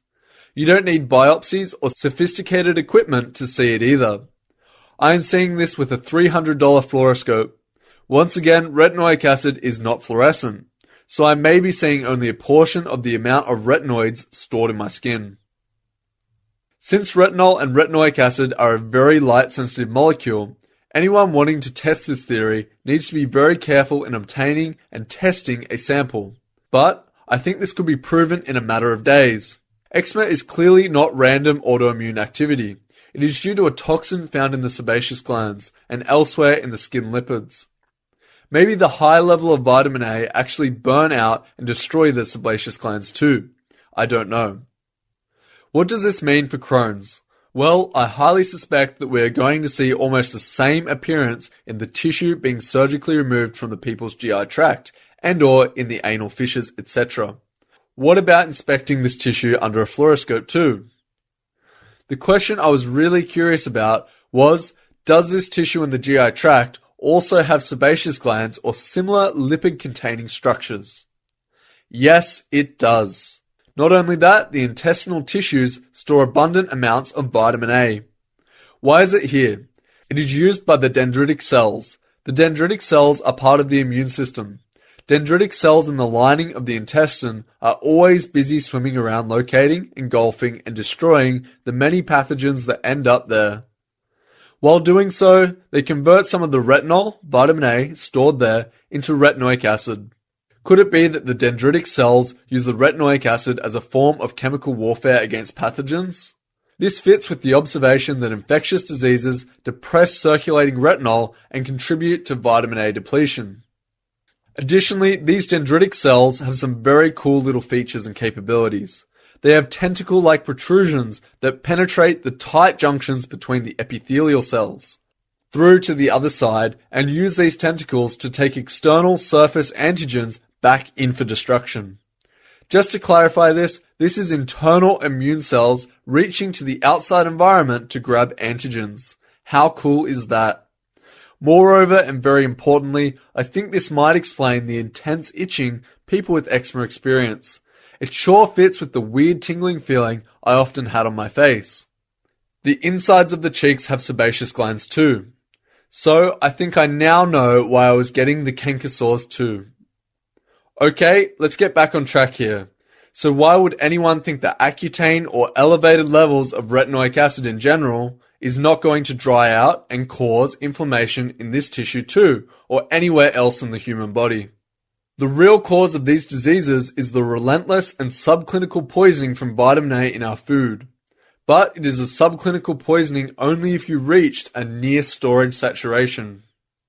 Do you think this is too bizarre to be true? It is not. It is just assumed to be impossible and not happening on a wide scale. Guess what? Charles Darwin got himself into exactly this state too, and remained there for his entire adult life. This was a missed lesson for us. Is it a coincidence that some of the most common places for lupus rashes and eczema and psoriasis to show up in is on body locations that have the highest concentrations of sebaceous glands, such as the face and scalp? We now have lots of kids, 2 and 3 years old, that still have cradle cap. Oh, and now the same goes for lots of guys 50 plus years old. After the Accutane disaster, it should have been abundantly clear that people could get too much vitamin A and directly cause serious, deadly diseases. This was another missed lesson for us. Were there any general warnings issued to the public?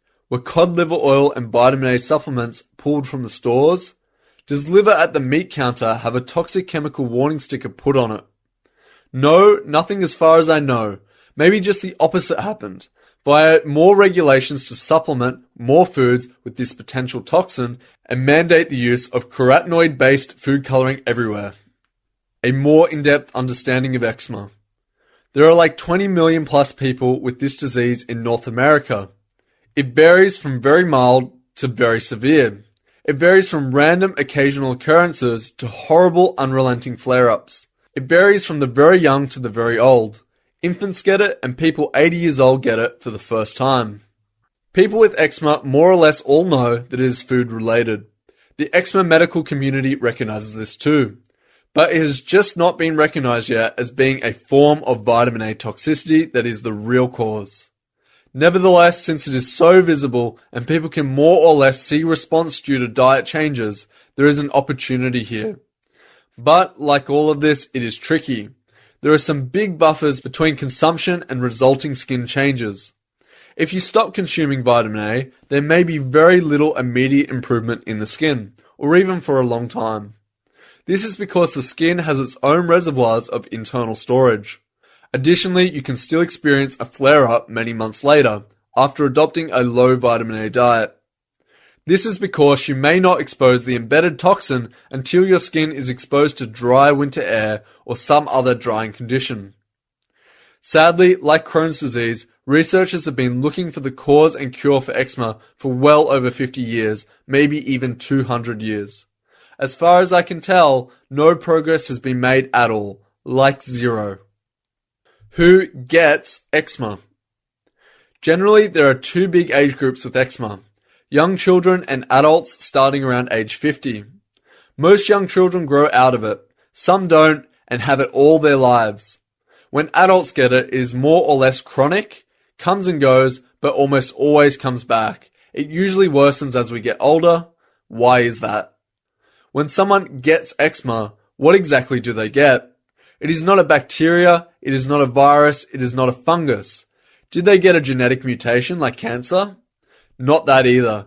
It is a randomly defective immune system, an immune system that is randomly attacking the body itself. But, hold on, isn't it the primary job of the immune system to protect the body? That just seems so peculiar to me. But hey, I am open-minded. Anything is possible. But why do 20 million people in North America get eczema and there is nowhere near this rate in India or China or Russia? My theory is that young children are simply surging their vitamin A intake past their maximum absorption rate. Their available absorption rate is simply proportional to the size of their liver. The volume of the liver is increasing at a rate about exponent 2 of its cross-sectional size.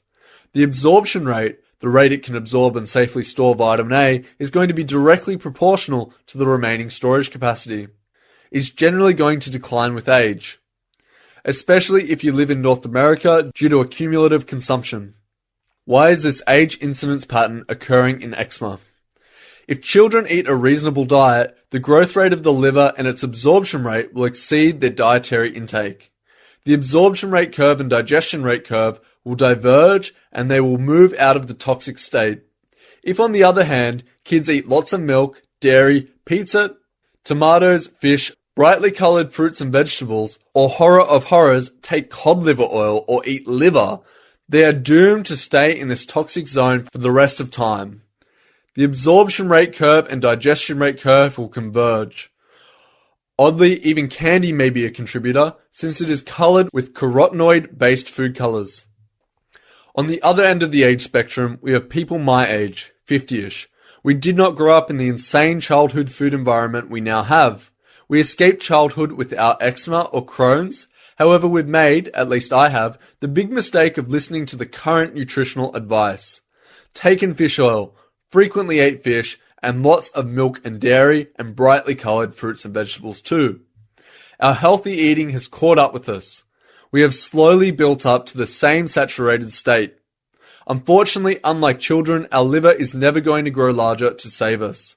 It is very well, and probably is, all swollen up and fatty, doing everything it can to try to save us. It may actually start to shrink in physical size as we age too. I don't know. Whatever the mechanisms, we have this big U-shaped curve with incidence rates. Lots of kids and a new uptrend around 50. Whatever the mechanisms, we have this big U-shaped curve with incidence rates, lots of kids, and a new trend around age 50. This same U-shaped type curve applies to the incidence rates of other autoimmune diseases too. Since vitamin A is a fat-soluble molecule, the liver must then store it in a fatty chemical safety blanket. So, of course, a fatty liver is now the norm for people over 50. Sadly, in Canada it is reported that a significant percentage of kids could have fatty livers. It is somewhat of a hidden epidemic. Let's consider this in the most basic way possible. The liver stores vitamin A, but it first must be wrapped in a fat to safely facilitate that storage. With the consumption of vitamin A vastly out of control in North America, how could we possibly expect people to not have a fatty liver? Isn't the body doing exactly what we should expect it to? What am I missing here? Okay, so now at 50 plus, we are in big trouble with eczema. The same applies to the 50 plus folks getting Crohn's and other autoimmune diseases. Now, let's get back to the other end of the age spectrum. Key evidence. Crohn's incidence rates kicking in at age 20-ish. The really interesting question here is, what is this magic 20-ish age thing with young people getting Crohn's? What happens at the age in the human body? Take just one guess, you'll probably be right. The human liver becomes fully developed at age 20-ish. Boys are 1 or 2 years earlier, so that is probably why there is a spike in Crohn's at this age. The growth of the liver can no longer outpace the rate of dietary consumption of vitamin A. The race is lost. Of course, it is not this binary. This can and clearly does happen at any age, between 10 and 50 plus. That 20-ish age also corresponds to the post-acne age too. How many of these young people took retinol-based acne medications? Key evidence. Crohn's incidence rates kicking in at age 20-ish. The really interesting question here is, what is this magic 20-ish age thing with young people getting Crohn's? What happens at that age in the human body? Take just one guess, you'll probably be right. The human liver becomes fully developed at age 20-ish. Boys are 1 or 2 years earlier. So, this is probably why there is a spike in Crohn's at this age. The growth of the liver can no longer outpace the rate of the dietary consumption of vitamin A. The race is lost. Of course, it is not this binary. This can and clearly does happen at any age, between 10 and 50 plus. That 20-ish age also corresponds to the post-acne age too. How many of these young people took retinol-based acne medications? I have no doubt that kids younger than 10 surge their dietary intake of vitamin A and cause a burn in their bowels. Unlike 10-year-old kids with eczema, they just can't see it happen. They may just get an unexplainable abdominal pain that lasts for a few days or more. The damage is painful but silent and out of sight. The body heals and they move on. Key evidence: the higher socioeconomic status factor. People with higher socioeconomic status have a higher prevalence. We need to ask all the important "why is that?" questions. I can guarantee that the immune cells cannot detect their bank account balance. But there is a reason. It is because they are likely to be more educated and have more money to spend on eating healthy with lots of brightly coloured fruits and vegetables, and maybe vitamin supplements too. There is the same higher socioeconomic connection with rates of Crohn's and Alzheimer's disease too in the USA. Is this true of lupus too? For me, this higher socioeconomic status connection is a super important key point. It is not just an interesting anecdotal finding. What does this key point really tell us? It tells us in perfect, indisputable clarity that these are not genetic diseases.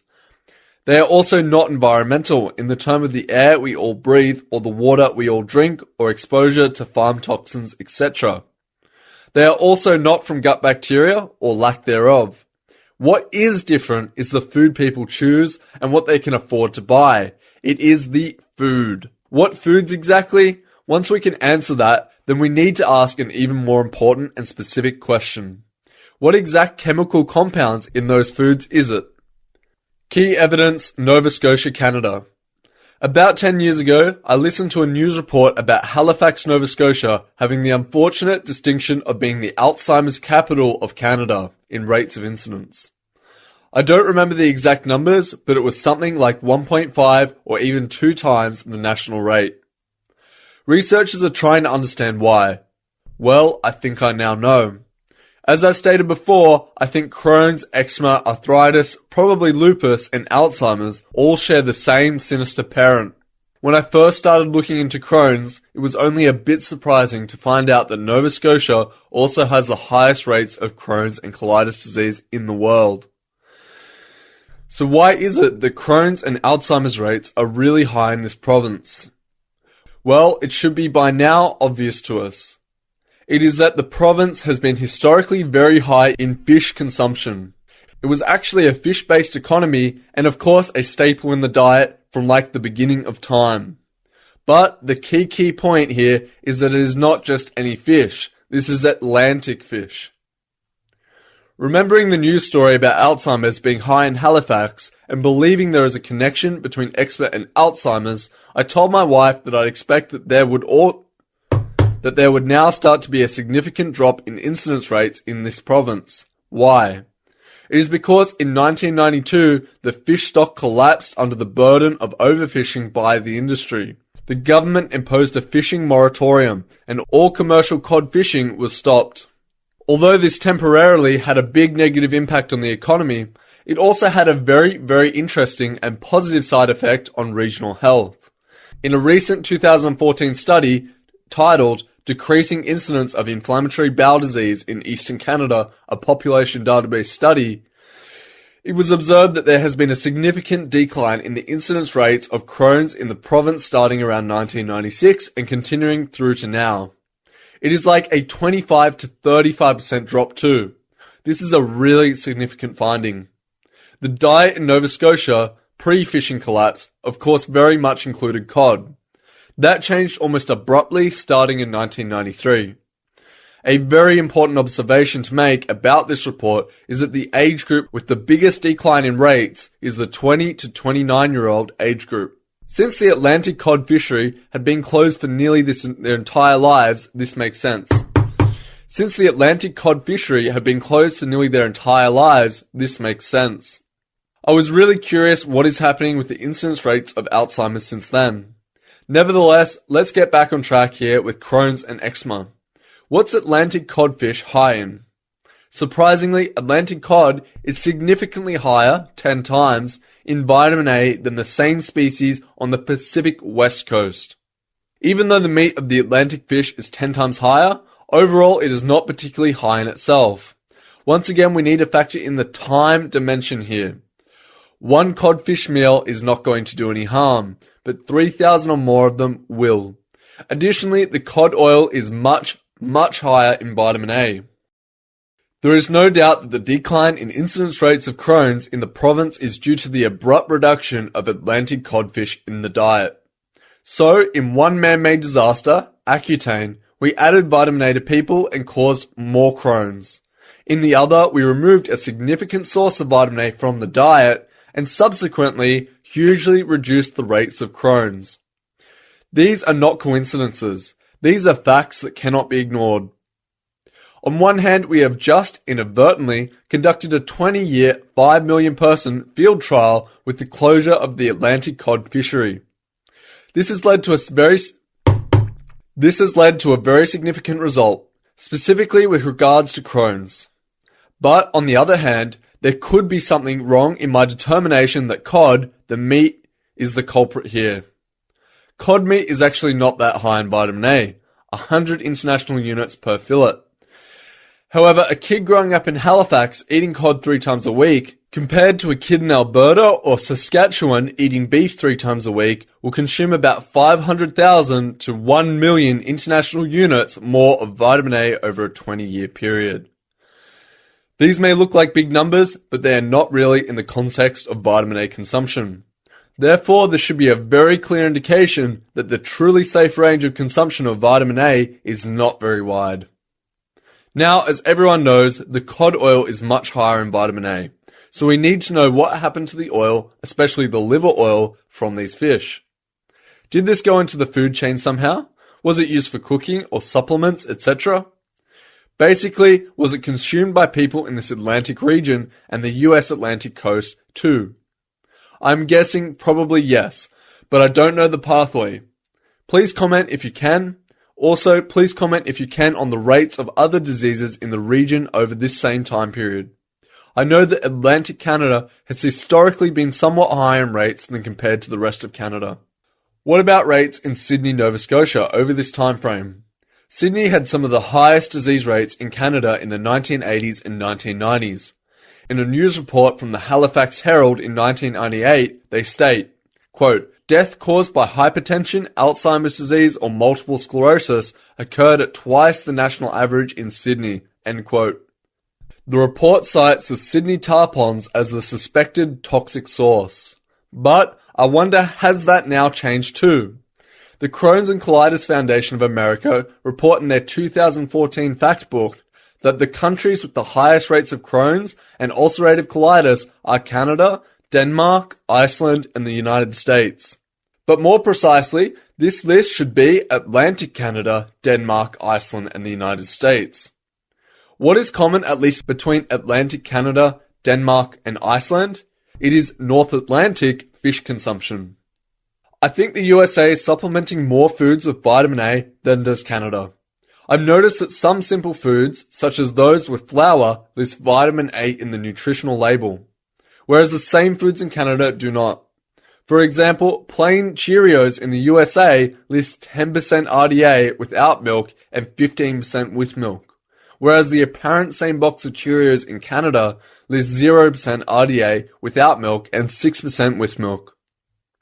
There is more evidence that can be gleaned from the closure of the Atlantic cod fishery event. It was not only Canada's fishing fleet off the east coast, other nations had fishing fleets here too. When the codfish stock collapsed, then these other nations stopped fishing here too. Therefore, we might see a decline or maybe just a leveling off in the incidence rates of Crohn's in their home nations. Please help with more data if you can. See collapse of the Atlantic Northwest cod fishery. But, just like with Accutane, the drug name, we can't implicate fish, the animal name, in these diseases.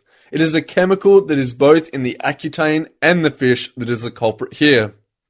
For example, if we try to correlate incidence rates between, say, families in both Halifax and Victoria, BC, that eat codfish 3 times a week, that won't work. But if we consider that the family in Halifax may be consuming 10 times the vitamin A of the family in Victoria, we might pick up the connection. The same goes for other countries, such as Sweden and Finland, that eat a lot of cold saltwater fish. Key evidence: eczema and the East Coast. I don't know of data for eczema rates on the east coast of Canada, but there is an excellent study with all kinds of geographic data regarding the rates of eczema in the United States. Eczema prevalence in the United States, data from the 2013 National Survey of Children's Health. Quote, novel findings include the demonstration of higher eczema prevalence along the East Coast. The study correlates well with previous reports and may help point to environmental factors that contribute to the development of eczema. End quote. Why? Once again, it is due to the higher East Coast fish consumption. East Coast cod is particularly high in vitamin A. Other countries with high rates of fish consumption also have high rates of eczema and Alzheimer's, and I have no doubt about Crohn's and colitis too. Here's a world map showing vitamin A deficiency. Since it is a vitamin A deficiency map, you just have to note that the dark green country areas are getting at least enough vitamin A. There are no surprises there for North America, the UK, Sweden and Australia. But look at Chile. Chile now has the highest per capita consumption of fish in South America. It also has the highest rates of Alzheimer's in South America. What are the rates of Crohn's in Chile? What fish species do they eat? What about their tomato consumption too? Here is another excellent study showing a global map of Crohn's disease. New global map of Crohn's disease, genetic, environmental, and socioeconomic correlations. The comments regarding Chile are, cases of 1996 to 2002 more than doubled compared to 1990 to 1995. Wow. More than doubled in just 5 years. What in their diet has changed? By chance, did they buy the unused Canadian fishing ships? In the comment section of this report, the authors ask, quote, what unites Canterbury in New Zealand, Nova Scotia, and Manitoba in Canada, Amiens in France, Maastricht in the Netherlands, Stockholm in Sweden, and Minnesota in the US? Apart from the existence of scientists alert enough to reveal the evolving epidemiology trends. Unlocking this strange union would subsequently unlock the mystery of Crohn's etiology, still speculated upon 75 years after its baptism. I think it is now obvious it is fish consumption, but particularly fish that is high in vitamin A. What's with Manitoba and Minnesota? I don't know. Maybe they have a higher rate of dairy or beef liver consumption. They do have a large native First Nations population in Manitoba. But, conversely, the incidence rates in First Nations people should be statistically lower. This is because the First Nations people are lactose intolerant. That would remove a big dietary source of vitamin A for this group. I don't know if these are factors in the Manitoba data or not. Amiens, France? Maybe it's a combination of pate and coastal fish consumption. Of course, it is not just the fish, it is any source of vitamin A. And I think carotenoids too. The uptick in incidence rates we are seeing in India and China is simple to explain. They are adopting a new Western food crop, big time. It is tomatoes. Check the stats. It is amazing and alarming to see that these countries with huge populations are showing increases in these diseases. Naturally, it is not just India and China that are eating more tomatoes. It is us here in Canada and the US too. Business is booming for tomato growers worldwide. Consumption in North America has more than doubled in the last 15 years. What else has doubled in the last 15 years? Crohn's and eczema, to name a few. The other food business that is booming is the carotenoid-based food colors. This is shocking. It is more like exponential growth in production. Its use is being mandated and legislated worldwide. Then, of course, we have had supplemented milk and dairy since the 1970s. This all adds up to exponential consumption of vitamin A and the vitamin A precursors. This report also points out that the Canadian province of Alberta is quite high in Crohn's rates too. Why? Well, Alberta is a highly affluent province. It also has quite a high average level of education. So there is not much of a shortage of money here for the family grocery budget. Therefore, people both listen to nutritional advice, and we have shopping carts that are full of the brightly coloured fruits and vegetables, and lots of meat, eggs, dairy, etc. And undoubtedly multivitamins too.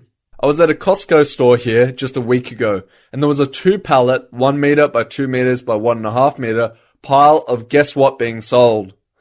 Cod liver oil. There you have it right in the main aisle of the local Costco store. We don't need an East Coast fishery to catch the cod, we are supplementing with the worst part of it. North-South gradient in the Geographic data. The report documented an observation that there is a world north-south gradient in the geographic distribution to the incidence rates of Crohn's. There are some really important points to be made about the north-south gradient observation. Firstly, it is not just the rates of Crohn's disease that present this pattern. The incidence rates of multiple sclerosis and type 1 diabetes show up in the same pattern too. Secondly, it is not just a North American phenomena either. It is present in Europe, Africa, and Australia too. This has nothing to do with genetics, it has to do with the latitude you live at. Is this for real? The more north or south you live on the earth increases your chances of getting an autoimmune disease. How can this be? Less exposure to sunshine and vitamin D possibly? No, I think this is going to correspond to the north-south temperature gradient in the Atlantic Ocean and the North Sea. In the case of Chile, this is the cold Antarctic Ocean. An interesting bit of historical trivia is that Charles Darwin's condition significantly worsened as he sailed down the coast of Chile some 200 years ago. We were warned. The colder waters are going to require fish to have a higher oil content, and I think therefore a higher level of vitamin A. In addition to the north-south gradient, I think there is going to be a correlation between incidence rates and the proximity to coastal waters. There sure is in Canada. I was in Denmark a number of years ago. Eel was popular in lunchtime sandwiches there. At 3,787 international units per 100 grams, eel is also very high in vitamin A. This animal lives in very cold waters. What are the rates of these diseases in Denmark and the other Scandinavian countries? Where in the world is the biggest disparity in the incidence rates of Alzheimer's disease? It is between Finland and across their border in Western Russia. This border would have been completely closed during the Cold War era. The diet in Finland was, and probably still is, very high in fish. Their Russian neighbours had next to none, as are their rates of Alzheimer's disease. Today, the Alzheimer's dementia death rate, age standardized, between Finland and Russia as a ratio is 34.9 to 1.6 per 100,000. But this border region in Russia is even lower than 1.6. Here we have a population with high vitamin A consumption, and they are 22 times higher in their rates of Alzheimer's dementia compared to their immediate neighbours. Finland also has one of the highest rates of eczema in the world. A really interesting number to find out would be the actual ratio of vitamin A consumption between these two populations. I'm betting it's going to be close to 22. Autoimmune diseases are now one of the leading causes of death in North America. These are horrible and unnatural deaths. If you don't die from one of these diseases, you're probably going to have a family member that will. Die or not, Crohn's or chronic eczema or any other autoimmune disease will destroy any young person's quality of life. We have to stop the insanity. Is this too simple and too bizarre to believe? Well, I think not. Once you fully grasp those three simple facts, 1. Your body stores vitamin A, 2. It has a fixed capacity to do so, and 3. Vitamin A is scientifically documented as a direct toxin and to evoke the immune response that destroys tissue, then the rest is not too hard to believe, I hope. Let's add more evidence. Key evidence, osteoporosis. Of course, osteoporosis is a common symptom reported with IBD, lupus, and other autoimmune diseases. Why is that? Well, blocked vitamin D and therefore calcium absorption is now proven to be a factor in people with elevated levels of vitamin A. But I think that is only part of the story. What about all the retinoic acid that is being generated? This will bring down the pH level, and the body's pH regulation mechanisms need to kick in to counter this. Therefore, I think it is logical for the body to draw calcium from the bone stores to bring the pH level back to normal. Here is some other great clinical evidence to support this. Biopsy interpretations of the gastrointestinal tract mucosa 2E, Volume 1, non-neoplastic. See mucosal calcinosis on page 60. Quote, metastatic calcium deposits that are typical in such patients also been associated with hypervitaminosis A. They go on to state, regardless, mucosal calcinosis itself seems to be of no immediate clinical significance except as an incidental finding in patients with renal failure. End quote.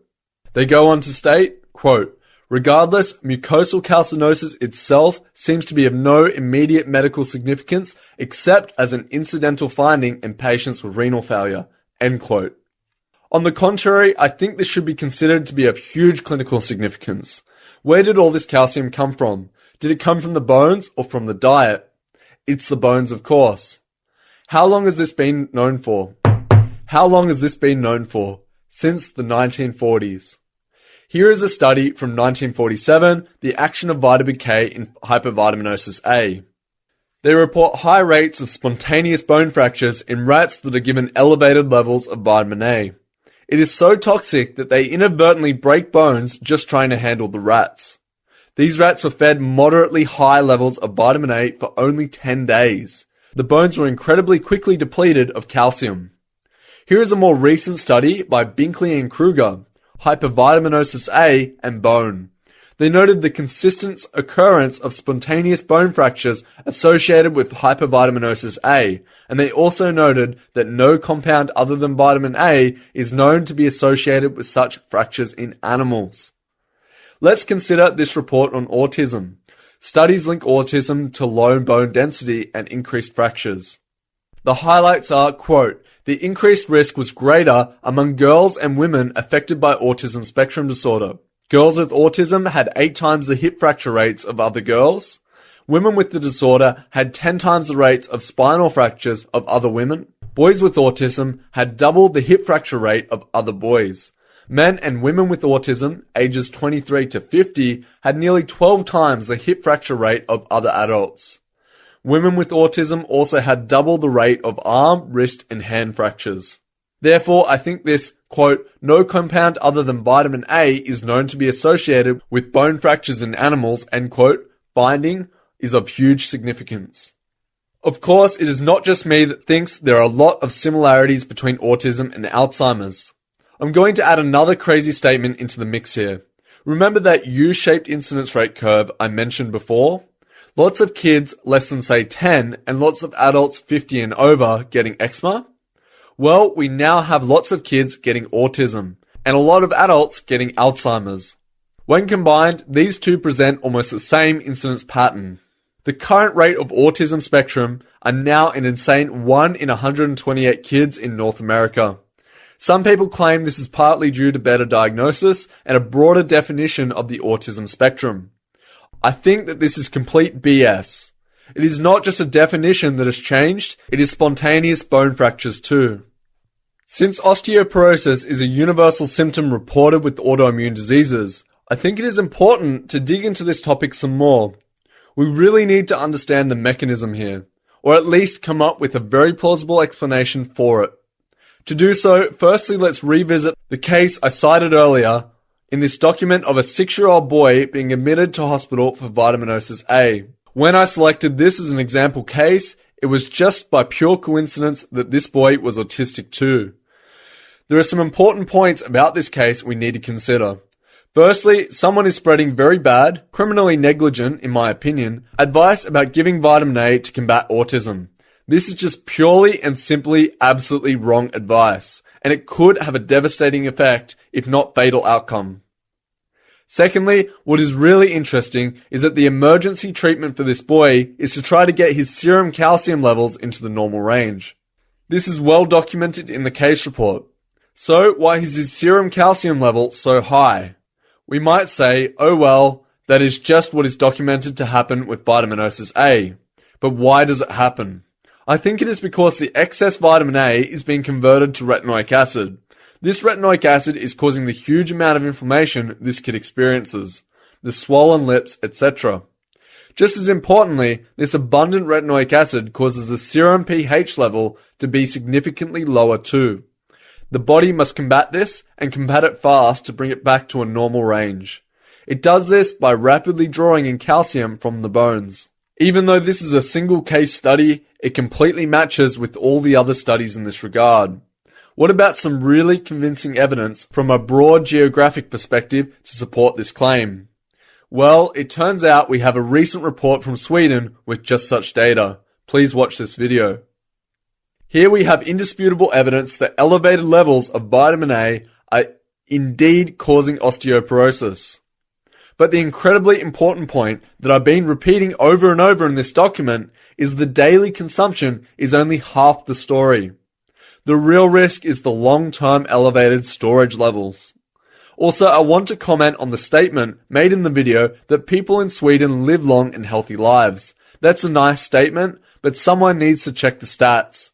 Since that is not exactly true, Sweden has high rates of autoimmune diseases and Alzheimer's. Now, with most autoimmune diseases exhibiting the same osteoporosis symptom, hopefully it is not too much of a stretch to make the connection. You don't have to be in a state of hypervitaminosis A, you just have to have some chronic inflammation. Maybe even just a little extra each day. It is going to have a cumulative effect on your calcium stores. Taking more calcium is not the answer, and it could actually be harmful. It is getting the inflammation under control that counts. We need to get to the very basic root cause of the problem. Weight gain. Another common symptom reported with autoimmune diseases is weight gain. Of course, obesity itself is its own epidemic.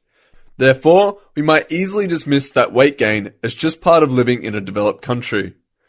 However, for a lot of people with an autoimmune disease, it is beyond this new normal unnormal. Once again, we need to know why, or at least come up with a very plausible explanation. One explanation would be to just say that most people experience fatigue and therefore don't exercise enough. Well, in my own personal case, that is not true. I did not experience fatigue for much of the time leading up to my eczema. But I did have this weight gain creeping up on me. By age 54, I was about 20 pounds overweight. It was going up a few pounds per year, almost regardless of how much exercise I got. It was not too horrible, but still something out of my control was taking over and causing this to happen. Here's what I think the mechanism could be. It is a gut bacteria called Bacteroidetes. It is one of the most abundant organisms in the human large intestine.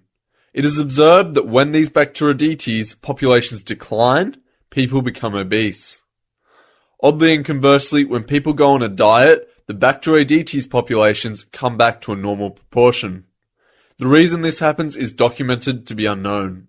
Could it be that there is a common toxin in most of our food that is killing off some of these Bacteroidetes? Of course, you know where I'm headed with this. If high doses of vitamin A are a toxin to a human, could very small doses in our regular diet be toxic to this tiny bacteria? Let's remember that Accutane and some other acne drugs are retinoic acid and what it does to bacteria on the surface of the skin. Of course, this is hugely speculative, but I am curious. Since adopting my low vitamin A diet, I have lost about 20 pounds. My BMI is now normal. I was not fasting at all. I was eating lots and lots of calories too. The extra weight just magically went away. Go figure. The toxicity of vitamin A. How toxic is it really? There are tons of scientific and medical publications on the toxicity of vitamin A. Retinoic acid is documented to be extremely toxic when it is in the wrong place or wrong concentrations. Here is another really interesting 2012 paper. Retina, retinol, retinal, and the natural history of vitamin A as a light sensor, stating that excessive vitamin A uptake can lead to severe toxicity in humans. In the case of Accutane, it is extreme. Women taking the drug were required to be on 2 forms of birth control or completely abstain from sex. Moreover, they were to enter into a contract, the I Declare contract, agreeing that if they did become pregnant, they would immediately seek an abortion. Okay, this is retinoic acid. It is actually a chemotherapy drug. It works by killing rapidly reproducing cells. Did anyone stop to think that normal teenagers have rapidly reproducing cells too? So what about plain old retinol, regular vitamin A? There is a well-known study done in the 1990s where pregnant women who were taking 10,000 international units or more resulted in a high rate of birth defects, 1 in 57. This was not retinoic acid, it was retinol, plain old vitamin A. Let's dig into this a little more. What we know for sure is that 10,000 international units was incredibly toxic. Now, even though 10,000 international units sounds like a big number, it is actually not. This is only like around 3 times the RDA. A person could quite easily achieve this with normal foods alone. But the point is that we don't know if the 10,000 international units was the dangerous high-level mark or not. It could be 5,000 international units. It could be 3,000 international units. Who really knows for sure? Actually, nobody does, because it depends. Based upon my understanding of what's happening here, is that the real risk is the absorption rate and not the daily dose that matters so much. The absorption rate is going to be very dependent upon prior consumption history and therefore be a very individual rate. When you read the various studies on what the safe amount of vitamin A is during pregnancy, they are all considering a daily dose. It is like this is somehow the magic number that needs to be quantified. But since the body stores the daily dose, I think it is almost a completely wrong number to consider. What is far more important is cumulative dosage and what exactly happens with that daily dose. Additionally, exactly how fast does this process happen? The daily dose number combined with storage level numbers are what are really critical. Let's dig into this a little bit more. What we know for sure is that 10,000 international units was incredibly toxic. Now, even though 10,000 international units sounds like a big number, it is actually not. This is only like 3 times the RDA. A person could quite easily achieve this with normal foods alone. But the critical point is that we don't know if the 10,000 international units was the dangerous high-level mark or not. It could be 5,000 international units. It could be 3,000 international units. Who really knows for sure? Moreover, based upon my understanding of what's happening here, is that the real risk is the abortion rates and not really the daily dose that matters so much. The abortion rate is going to be very dependent upon prior consumption history and therefore an individual rate. Generally, older women are probably going to have lower abortion rates, so their risk level is going to be much higher. Therefore, the safe amount for pregnant women is also going to be variable just based upon individual dietary habits and possibly age too. Let's imagine what might happen with a well-intentioned pregnant woman who wants to do everything she can to make sure her new baby gets all the nutrition it needs. She might eat a few eggs with cheese for breakfast, 2 glasses of milk, and take a multivitamin. She might take an omega-3 fish oil tablet. Then for lunch, a tuna salad, maybe a salad with lots of brightly coloured vegetables such as tomatoes and bell peppers. Maybe she juices a few carrots with that fancy juicer she has. Boom. Now she surged her vitamin A intake. And maybe way past her safe absorption rate too. Now what? Could some of that excess vitamin A convert to retinoic acid and endanger the fetus? You bet it could. Fortunately, the medical community is now warning women about consuming too much vitamin A during pregnancy. I don't know how universally this message is being delivered. There is also the ongoing belief that elevated post-delivery vitamin A consumption is fine, if not being recommended. But is this really true? Is there 100% completely watertight, irrefutable scientific evidence to support this, or is it just being assumed too? Why on earth do we have this astounding epidemic of autism in North America? Okay, in the context of birth defects, someone might claim high doses are only a risk to a developing fetus. But that is totally incorrect. As you've seen here, there is tons of research proving high doses are toxic to kids and adults too. What makes a high dose? Anything that is not nearly immediately stored. Who does this apply to? Kids with small livers and everyone with current elevated storage. Of course, I can't just make this claim without strong supporting evidence. So here it is, published in the Journal of the World Public Health Nutrition Association in a May 2010 commentary titled The Great Vitamin A Fiasco. Quote, the findings that high doses of vitamin A, especially in well-nourished children, have adverse impacts on respiratory infections should surely be grounds for serious concern. end quote. I think the critically important point in that statement is the, quote, especially in well-nourished children, end quote. Why is this? It's because their absorption rates are going to be slightly lower. This in itself should be hugely telling. There is indeed a very thin range of consumption rates that are safe. This is actually that same higher socio-economic factor showing up here, but in the context of kids from villages in India, etc. Does anyone think for 1 second that children in North America are not well nourished too? Does not our supplemented food now load them up with somewhat big doses almost every day? There is something else about this, quote, adverse impacts on respiratory infections, end quote, that needs a bit of investigation. Why exactly does giving a kid a shot of vitamin A cause higher rates of respiratory infections? Isn't this an amazingly revealing bit of information? It is because surged vitamin A intake leads to inflammation. Inflammation leads to opportunistic infections, especially in sensitive tissues like the lungs. Yet, vitamin A is a very critical chemical to the human body. Too much or too little is extremely dangerous. In the paper, Retinol, and the Natural History of Vitamin A as a Light Sensor, they also state, quote, in adults, vitamin A deficiency can lead to profound impairment of hippocampal long-term potentiation and long-term depression and impairment in learning and memory.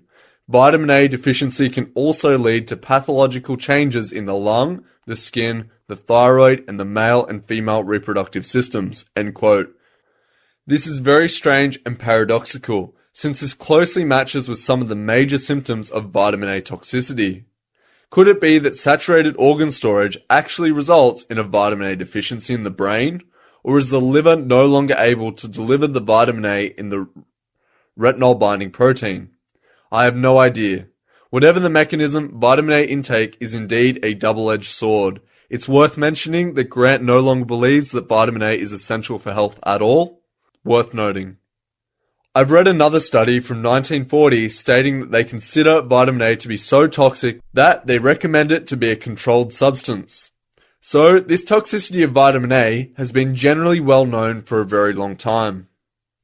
Then, for some misguided reason in the 1970s, we began adding this well-known toxin to nearly all milk and dairy in North America. Then, starting around the 1980s, we start seeing this exponential growth rate in disease.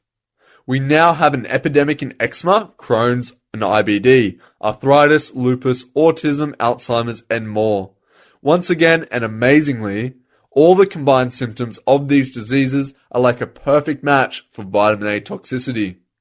If you have any doubt about this connection, please read onto the Alzheimer's data I present in the summary. Does all this make sense, or is it too simple? Let's look at the data in the most obvious way. These diseases are doubling at alarming rates. What substance in our food is also doubling at similar alarming rates? It's easy, just ask the tomato farmers and the cod liver oil suppliers. Then consider that this very bad nutritional advice about eating lots of milk, dairy, and brightly coloured fruits and vegetables has taken hold. As so has that horrible advice about supplementing with fish oils. The cited eczema, quote, trigger foods, unquote, are also most of the recommended foods on the Canada Food Guide. No, it's not sugar or gluten in itself to blame here. Sugar will make you fat, but it will not directly dissolve and burn holes in your skin and organs. Gluten can definitely be an antagonist, but it is not the root cause. I think there is only one common substance in all of our food that is scientifically proven to be capable of doing this. It is vitamin A, retinol, and or retinoic acid. But you might argue that this is a really simple theory, and there is no way the wider scientific and medical community is missing this. Well then, please explain to me why alarms were not sent out regarding Accutane. That should have sent shockwaves throughout the drug, food, medical communities and government agencies. But no, nothing but silence. So, don't think that some people at the drug companies can't possibly miss the obvious.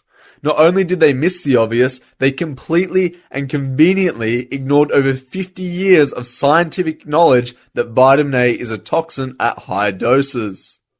Or maybe this vitamin A subclinical toxicity is not obvious. After all, this is a very subtle and very tricky situation that develops slowly over a long period of time. It is more or less documented to be hugely unlikely to happen on a wide scale like this. But it is indeed happening. It is happening, just with unexpected and with mostly small or subclinical amounts of this potential toxin being in the wrong place in the human body.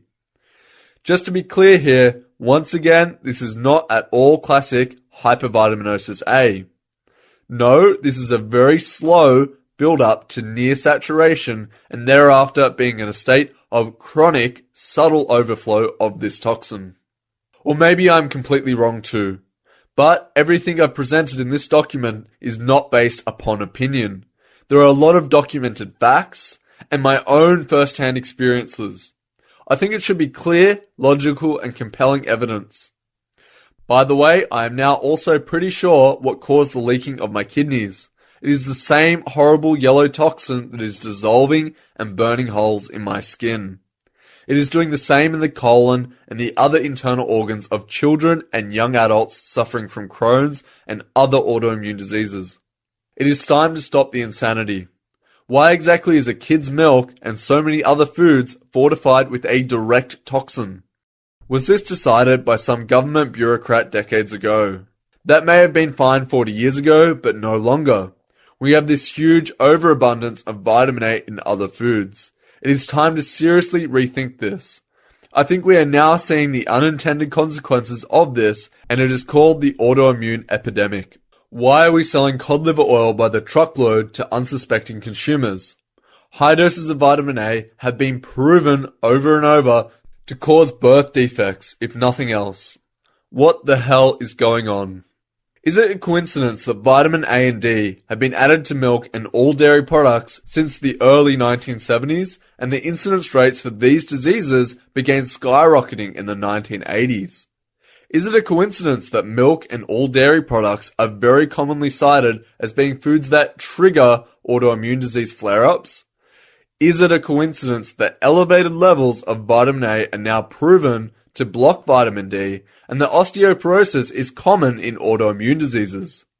Milk promoting strong bone health is now being proven to be a myth too. Here's a recent article and a reference study. Study suggests milk may actually increase the risk of bone fractures. Quote, despite what most people have heard their entire lives, milk may not be so good for bones or for longevity, according to a new study in the journal BMJ. The research found that consuming milk may not be so good for bones or for longevity, according to a new study in the journal BMJ. The research found that consuming more milk was linked to greater risk of bone fractures and to earlier mortality. Meanwhile, cheese, yogurt, and other fermented products appear to be safe. It's not quite clear why, but the research suggests that milk alone may increase inflammation and oxidative stress in the body. End quote. Of course, it is not just the milk and dairy sources. When in human history have we consumed so much of this potential toxin as a regular part of our diet? Is it a coincidence that reducing a significant source of vitamin A from a 1 million person population results in a 35% drop in the incidence rates of Crohn's and inflammatory bowel disease? Is it a coincidence that eczema is a commonly reported co-disease with Alzheimer's and autism? Of course, spontaneous bone fractures have been documented in vitamin A toxicity since the 1940s. Once again, there is this amazing little bit of trivia. No compound other than vitamin A is known to be associated with such fractures in animals. Why would we think humans are going to be any different in this regard? Is it a coincidence that the incidence rates of Alzheimer's have recently dropped a bit in the USA and Germany too, and both these countries stopped fishing cod off the east coast of Canada? Is it a coincidence that the United States, Canada, Europe, and other industrialized nations get their vitamin A from multivitamins, fish liver oil, and the fortification of foods such as milk, butter, margarine, breakfast cereals, and some snack foods? Whereas, in the developing nations, 70 to 90% of vitamin A is obtained from carotenoids in plant-based foods. We have an epidemic of autoimmune and other horrible diseases, and they don't. Does anyone else think there's a connection here? The Alzheimer's connection. Let's come back to where we started from in all of this. Alzheimer's disease rates in Atlantic Canada.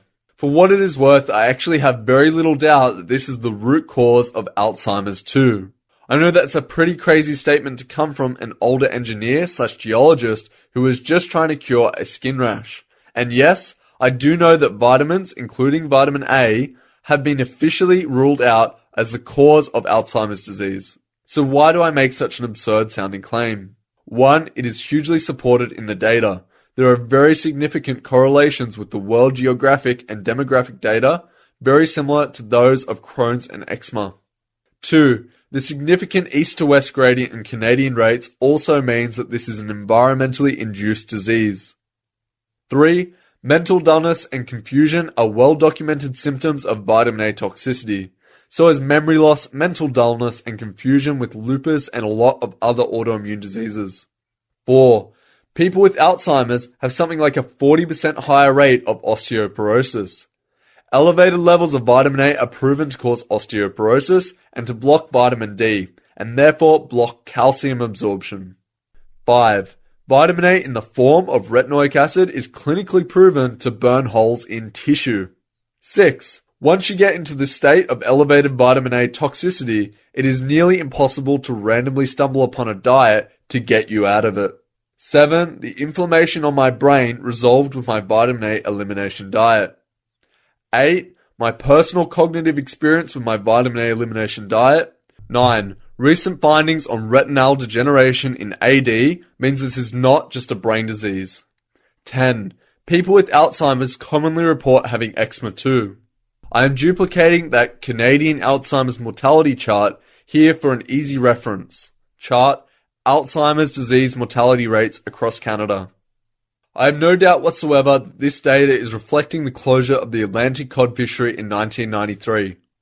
Also, this data is for mortality rates. I think that the data for age-adjusted incidence rates would be even more telling.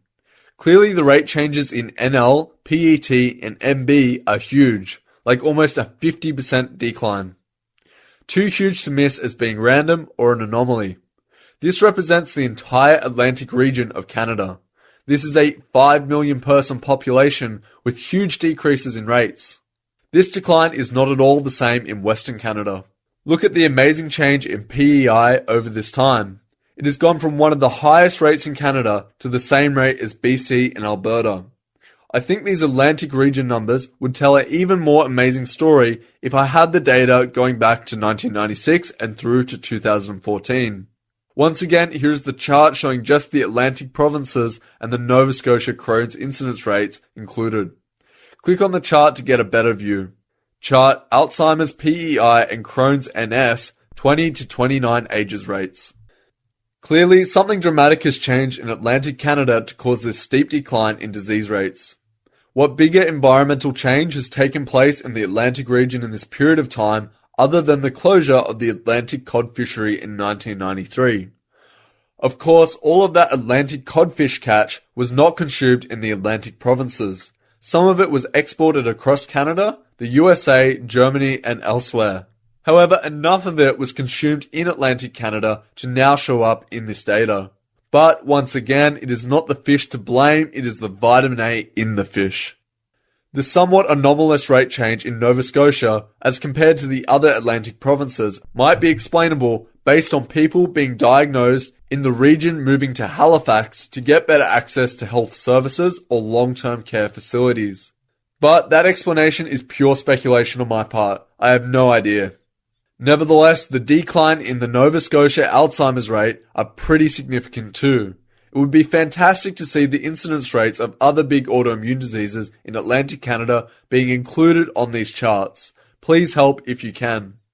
Additionally, I think this data from Atlantic Canada makes it perfectly clear that Alzheimer's is an environmentally, specifically food, caused disease. Therefore, I think that the current research into linking this with genetics and the various brain banks from victims are almost pointless.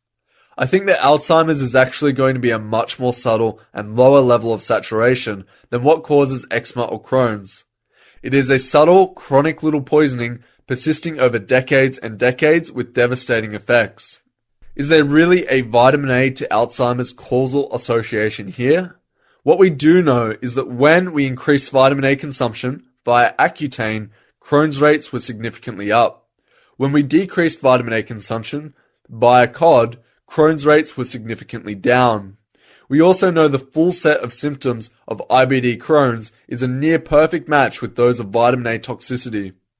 Therefore, based upon the remarkable correlation between the declining trend lines for these two diseases in this one geographic region, in a multi-million person population, a causal relationship is a very strong probability.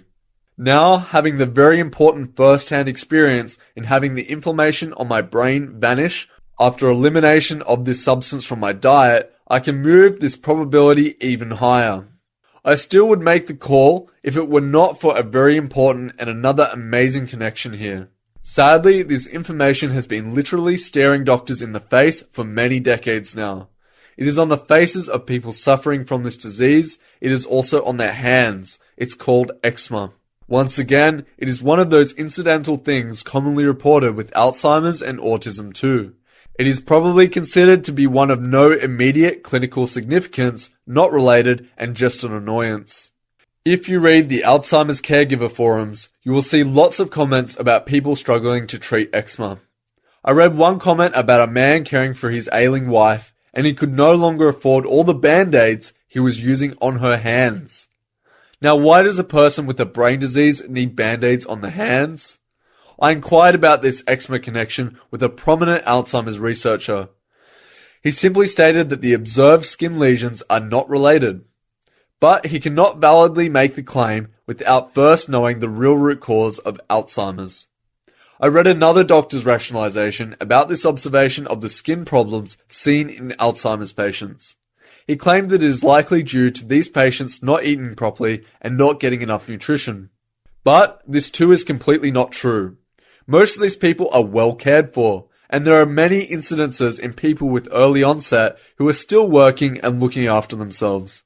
These people are eating just fine. Nevertheless, to test his hypothesis a bit, I looked at more than 1,000 pictures online of anorexic people. Now, these people are indeed starving themselves, and clearly not getting good enough nutrition. I could not find a single photo, not one, of an anorexic person showing signs of eczema or psoriasis. Oddly, in nearly all the photos, the skin looks perfectly clear, other than the skeleton poking through.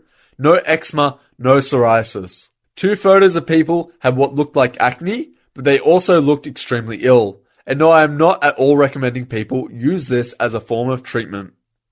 A man named John. Here is a video of a 49-year-old man from Colombia with Alzheimer's.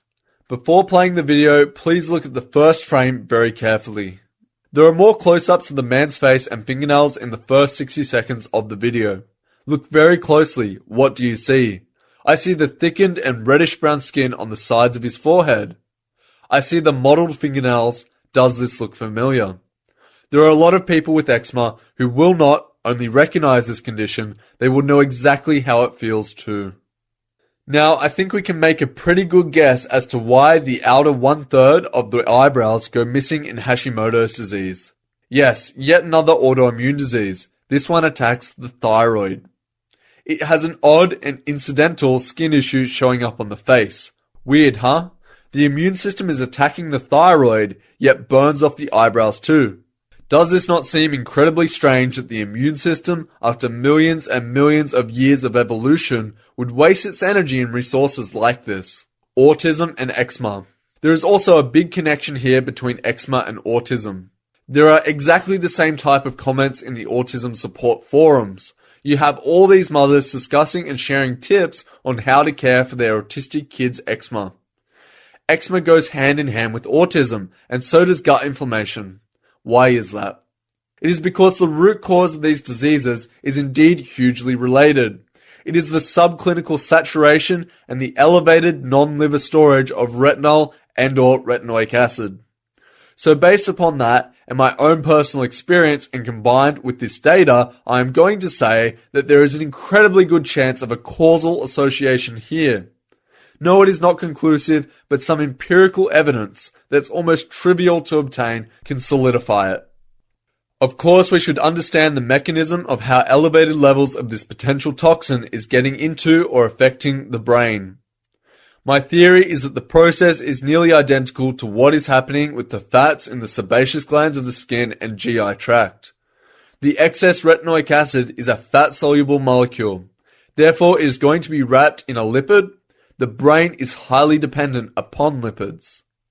Now we have lipids circulating in the blood that are effectively little toxic Trojan horses. They contain the retinol or retinoic acid molecule. Just like with the skin, the fat is consumed, unwrapping and exposing the toxic molecule.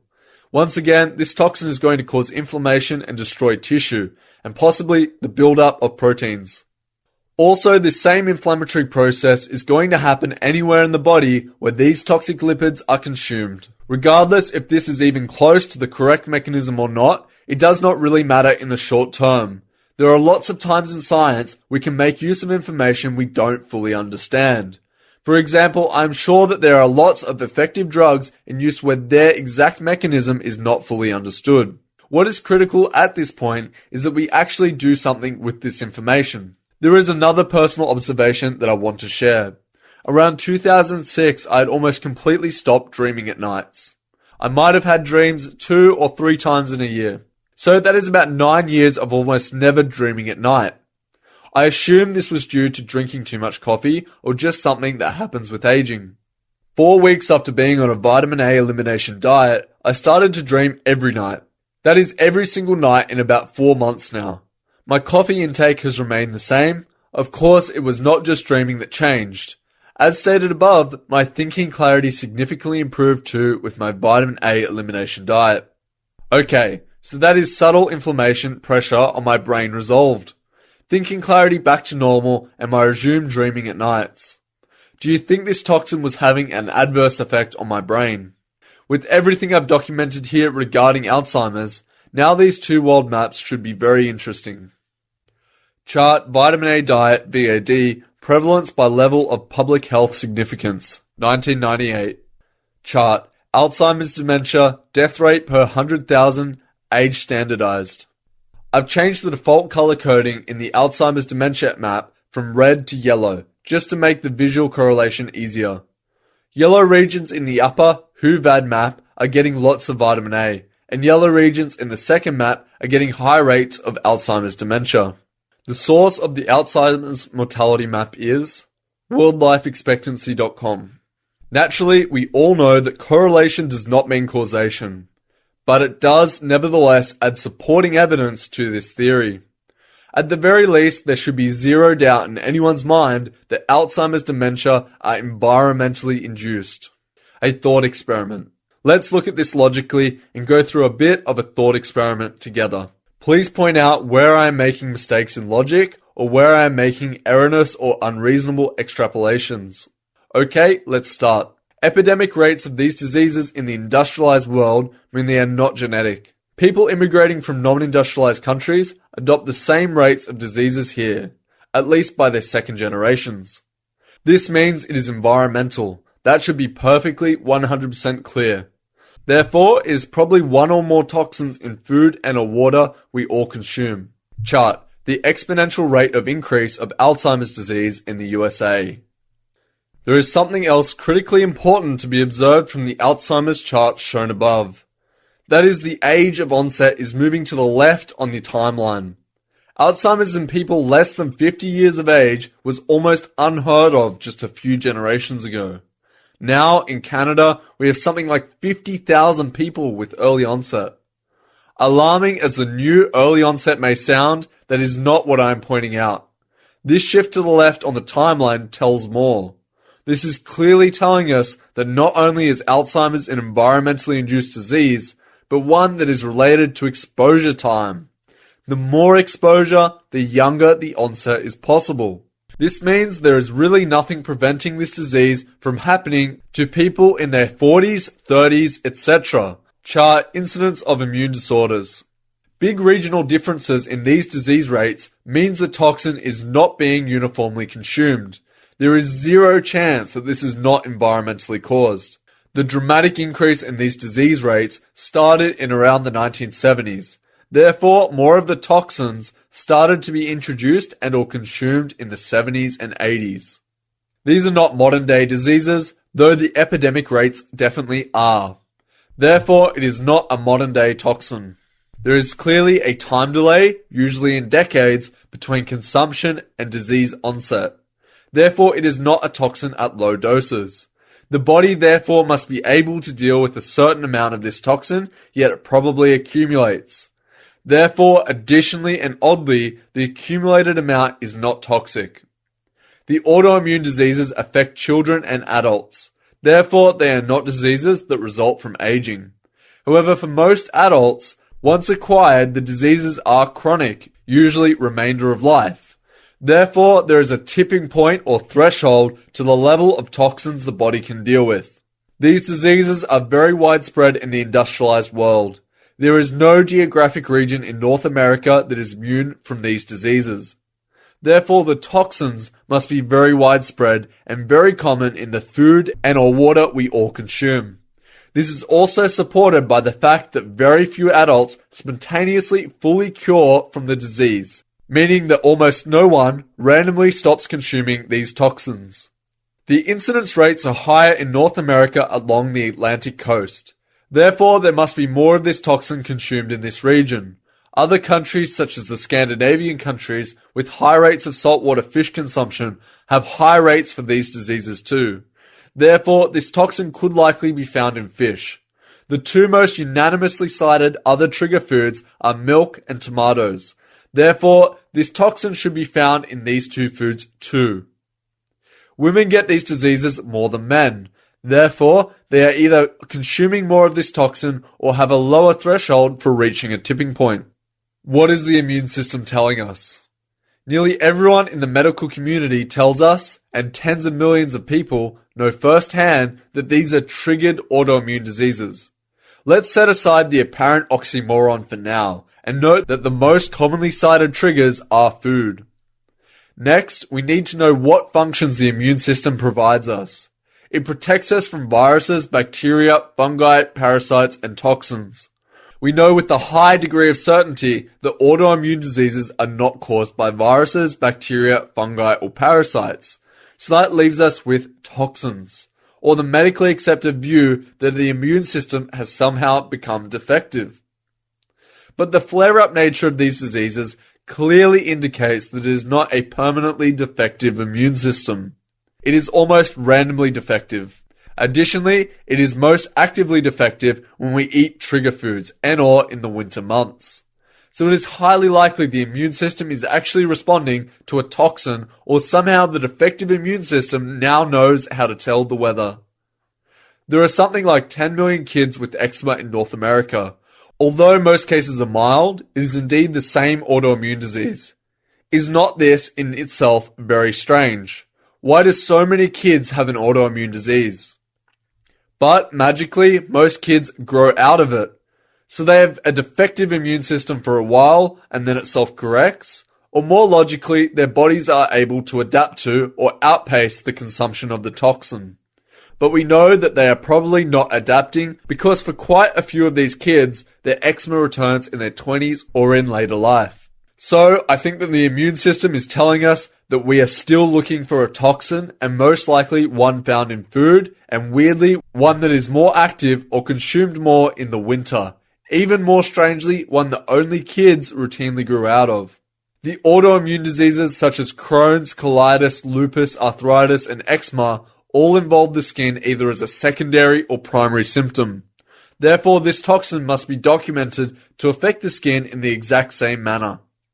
The combined documented symptoms for these diseases is something like abdominal pain and cramping, diarrhea, nausea and vomiting, diminished appetite and weight loss, fever, anemia, chronic fatigue, skin lesions, peeling and nodules, swollen lips with fissures, eye inflammation, blurred vision, joint inflammation and pain, muscle stiffness, mouth ulcers, bone pain, osteoporosis, spontaneous bone fractures, mental dullness and confusion, light sensitivity, liver issues, and kidney issues.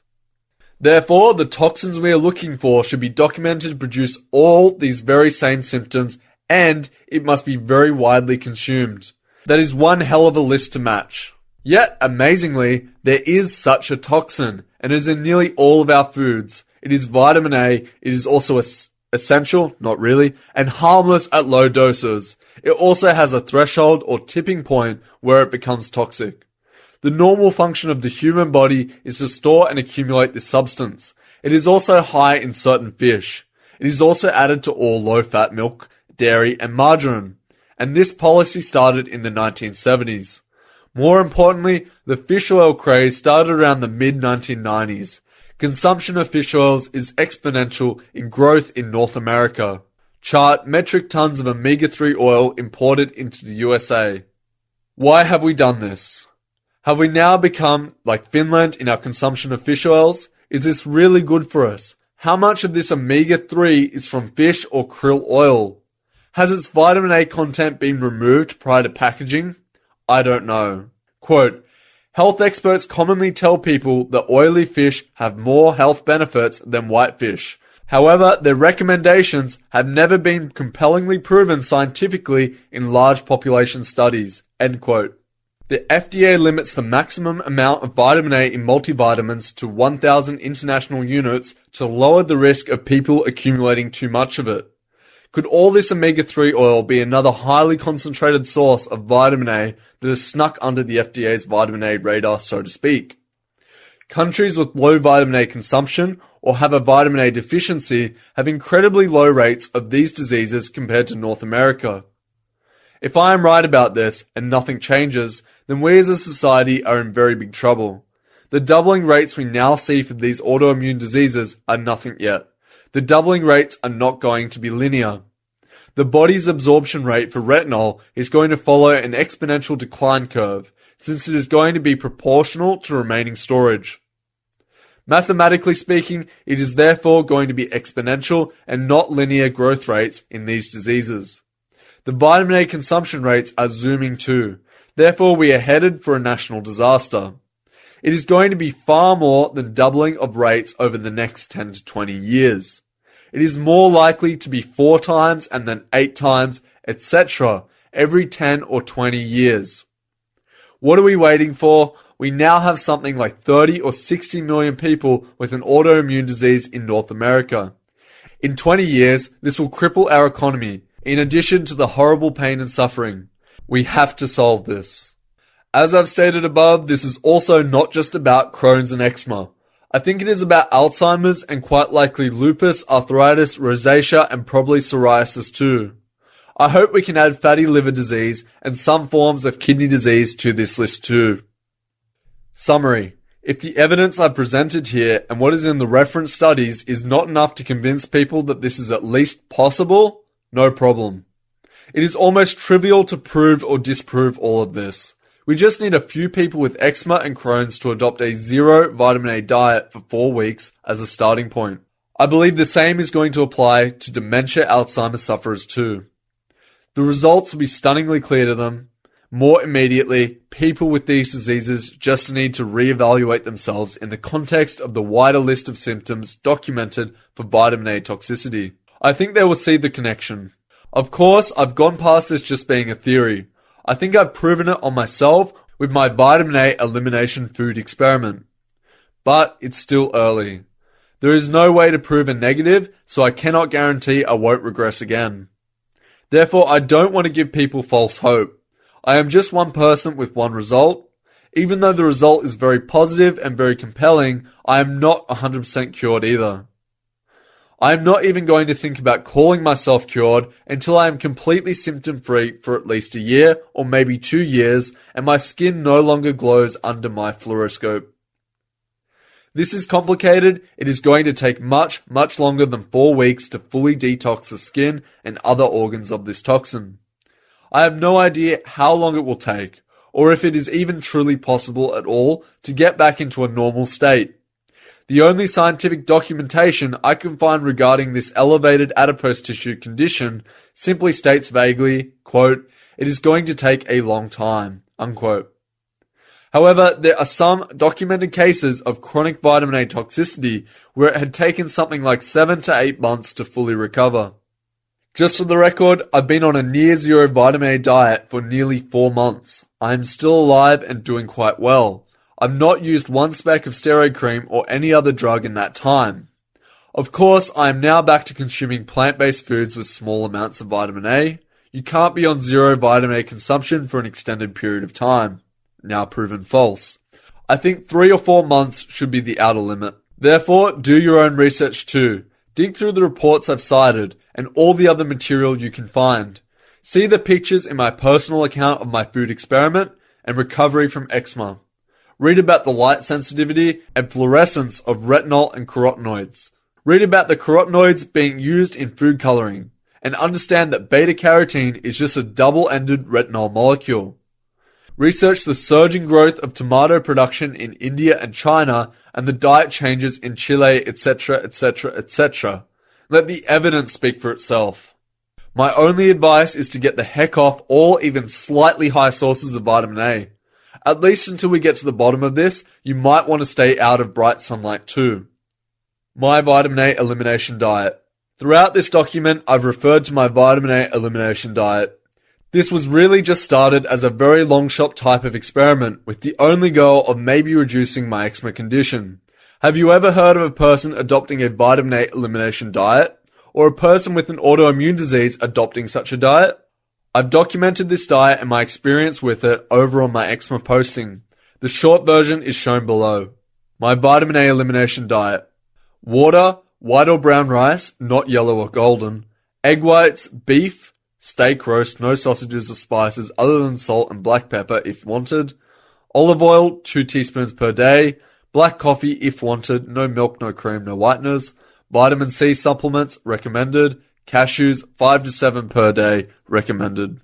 Nothing cooked with butter or coconut oil. No sauces, no ketchup, etc.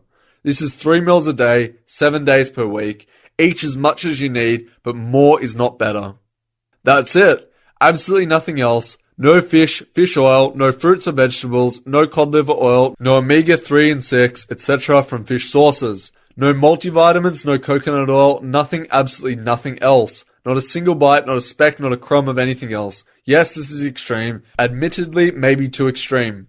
However, until we get to the bottom of it, take no chances. If someone knows of a more sensible and safe means of detoxifying off this, I am all ears. Just to be clear, the maximum extent of my medical knowledge is putting on band-aids, so please apply your own good judgment to this.